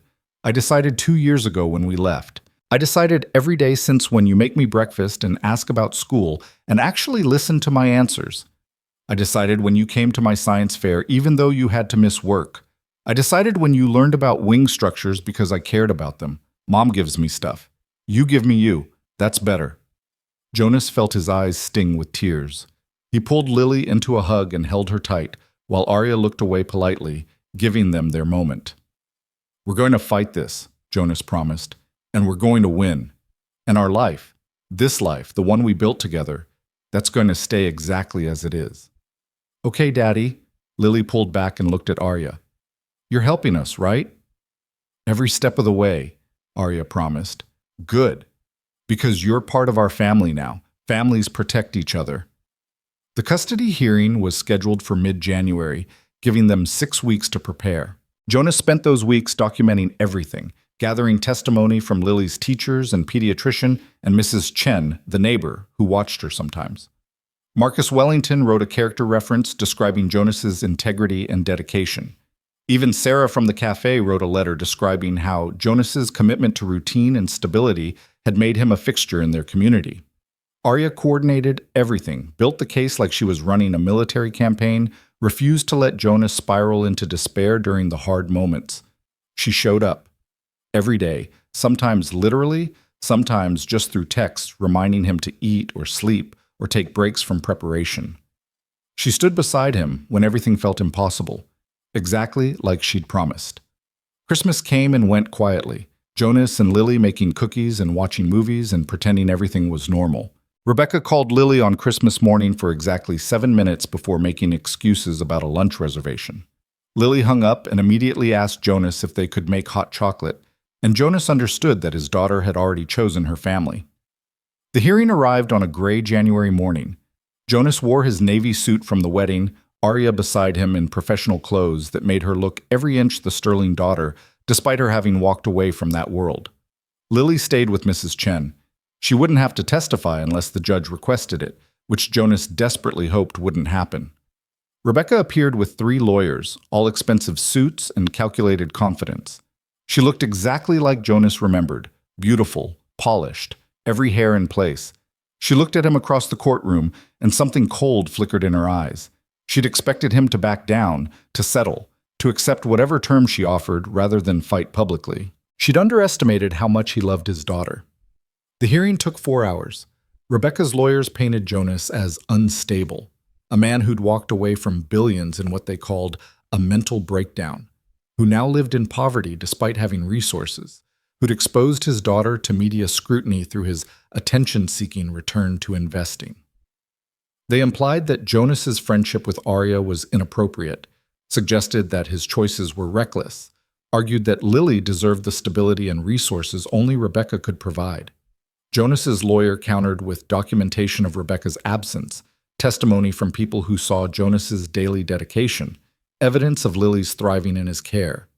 Marcus Wellington's statement carried significant weight, a respected CEO describing Jonas as the most thoughtful person he'd known, someone who'd saved his company with no expectation of recognition, someone whose choices reflected deep integrity rather than instability. Arya sat in the gallery behind Jonas, exactly where he could see her if he turned around, her presence a constant reminder that he wasn't alone in this. Finally, the judge called a recess to review the documentation. Jonas stepped outside the courtroom with Arya, his hands shaking from adrenaline and fear. "You did great," Arya said firmly.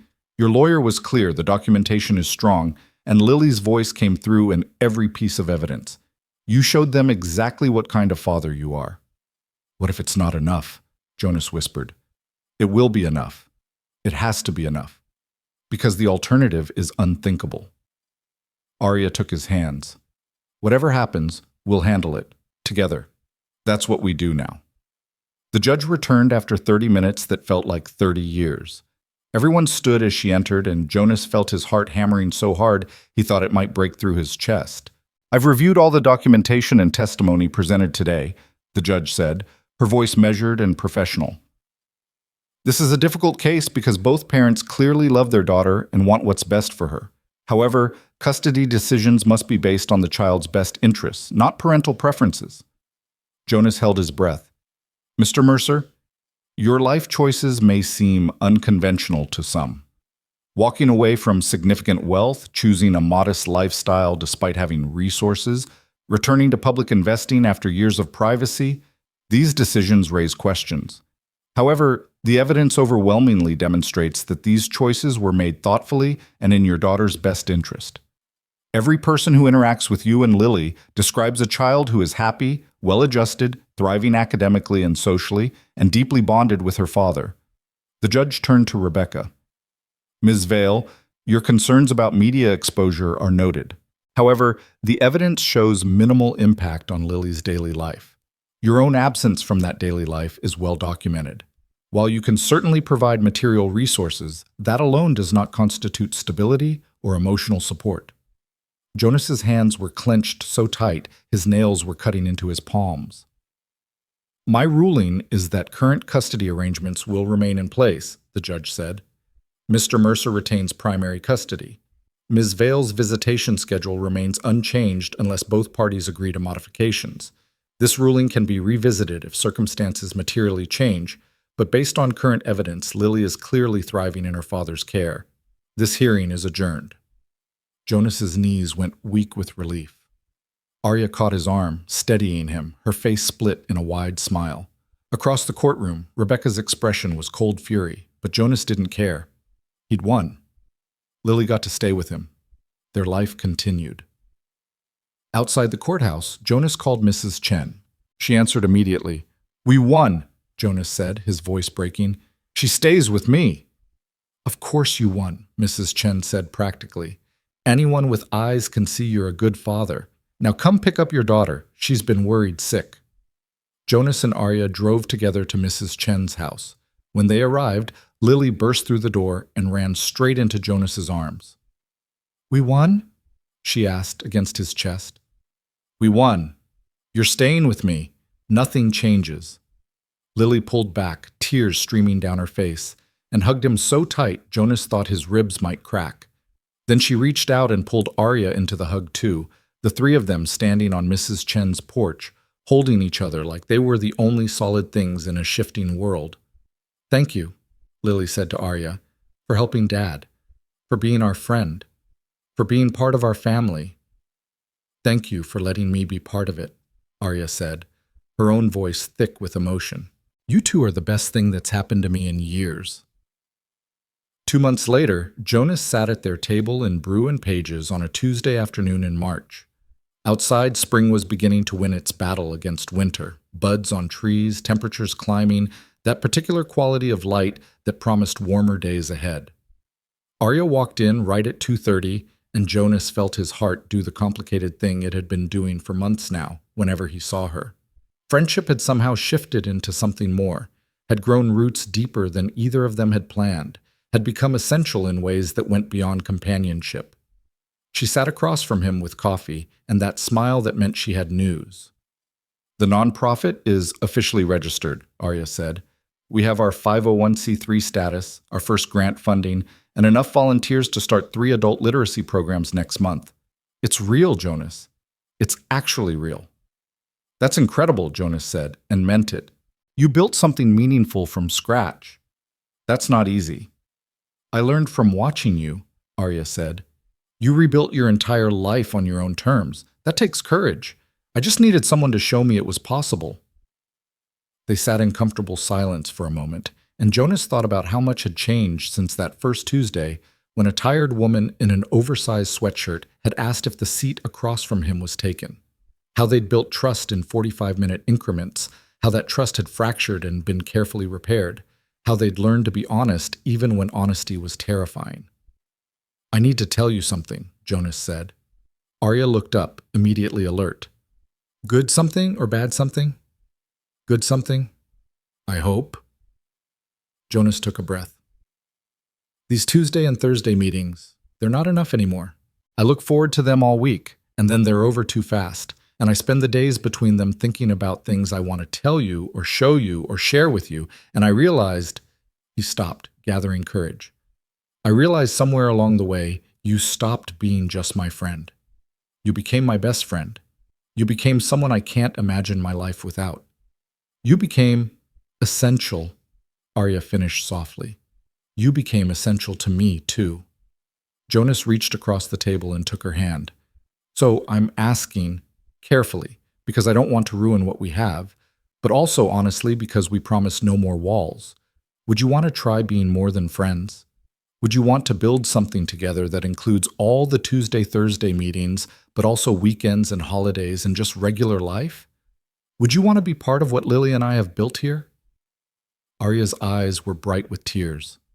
I've been wanting to ask you the same thing for months. I was terrified because what if I was reading things wrong? What if you just wanted friendship? What if pushing for more meant losing everything? So we've both been scared, Jonas said with a soft laugh. So we've both been scared, Arya agreed. But you know what? We've been scared before, and we survived it. We can be scared about this too, and survive it. We can build something real and messy and complicated and worth the risk. Is that a yes? That's the most definite yes I've ever given to anything. Arya squeezed his hand. Yes to more than friendship. Yes to building something together. Yes to being part of your and Lily's life in whatever way makes sense. Yes to all of it. Jonas stood up, walked around the table, and pulled Arya into a hug right there in the middle of the cafe. Sarah saw them and actually cheered from behind the counter. The college students in the corner looked up and smiled. The retired couple sharing a scone gave them a knowing nod. Finally, Sarah called. I've been waiting for you two to figure this out for months. Jonas and Arya pulled apart, both laughing and crying and feeling exactly like people do when something fragile becomes solid, when something possible becomes real, when something worth protecting is finally being built with intention and honesty and no walls left between. That evening, Jonas picked Lily up from school and told her about the conversation with Arya. She listened carefully, then grinned. Does this mean she's coming to more dinners? Because her cooking is better than yours, no offense. Lots of offense taken, Jonas said. But yes, probably more dinners. Good. I like her. She makes you happy, and she actually listens when I talk about wing structures. Lily paused. Also, I think you should know that Emma's mom asked if you were dating anyone because she thinks you're handsome, and Emma told her you were already in love with the coffee lady. So basically, my entire second grade class has been rooting for you. I'm going to pretend I didn't hear that, Jonas said. Coward, Lily said cheerfully. 6 months later, on a Tuesday afternoon in late September, Jonas and Arya sat at their table in Bruin Pages exactly like they had 100 times before. Except now they held hands openly instead of secretly under the table. Now they kissed goodbye when one of them left. Now they made plans that extended beyond just the next meeting. Lily was starting 3rd grade and had decided she wanted to study marine biology. Arya's nonprofit had expanded to 5 locations and was being profiled in the State Education Journal. Jonas's investment portfolio included 12 companies and had started attracting attention from other investors who wanted to prioritize impact over returns. Everything had changed. Everything was exactly the same. They still met Tuesdays and Thursdays at 2:30, still sat at the same table, still ordered the same coffee, still honored the ritual that had started everything. "I have something for you," Arya said, reaching into her bag. She pulled out a small wrapped package and handed it across the table. Jonas opened it carefully. Inside was a framed photo, one he'd never seen before. It showed their table at the cafe, empty except for 2 coffee cups, afternoon light streaming through the window, the reading quote visible on the brick wall behind the chairs. "Sarah took it months ago," Arya explained. "Before the wedding, before everything fell apart, before we learned how to be honest with each other. She said she'd never seen 2 people look more like they'd found home in an unexpected place. I wanted you to have it, a reminder of where we started." Jonas stared at the photo, at the simple composition that somehow captured everything they'd built. "It's perfect." "We're perfect," Arya corrected, "not in the everything's easy way, in the everything's worth fighting for way, in the we've survived hard things and chose each other anyway way." "That's the best kind of perfect," Jonas said. They sat there as the afternoon light shifted and the cafe filled and emptied and filled again. 2 people who'd needed to hide had found each other in a bookstore cafe and had built something real out of coffee and honesty and the courage to be fully known. 2 people who'd been performing different versions of themselves had learned how to exist without walls. 2 people who'd been running from their pasts had figured out how to walk forward into futures they were building together. No more secrets, no more walls, no more pretending. Just Jonas and Arya, choosing each other completely, right where they started. In a corner booth at Brew and Pages, where reading is dreaming with open eyes, and where 2 people had finally woken up to something real.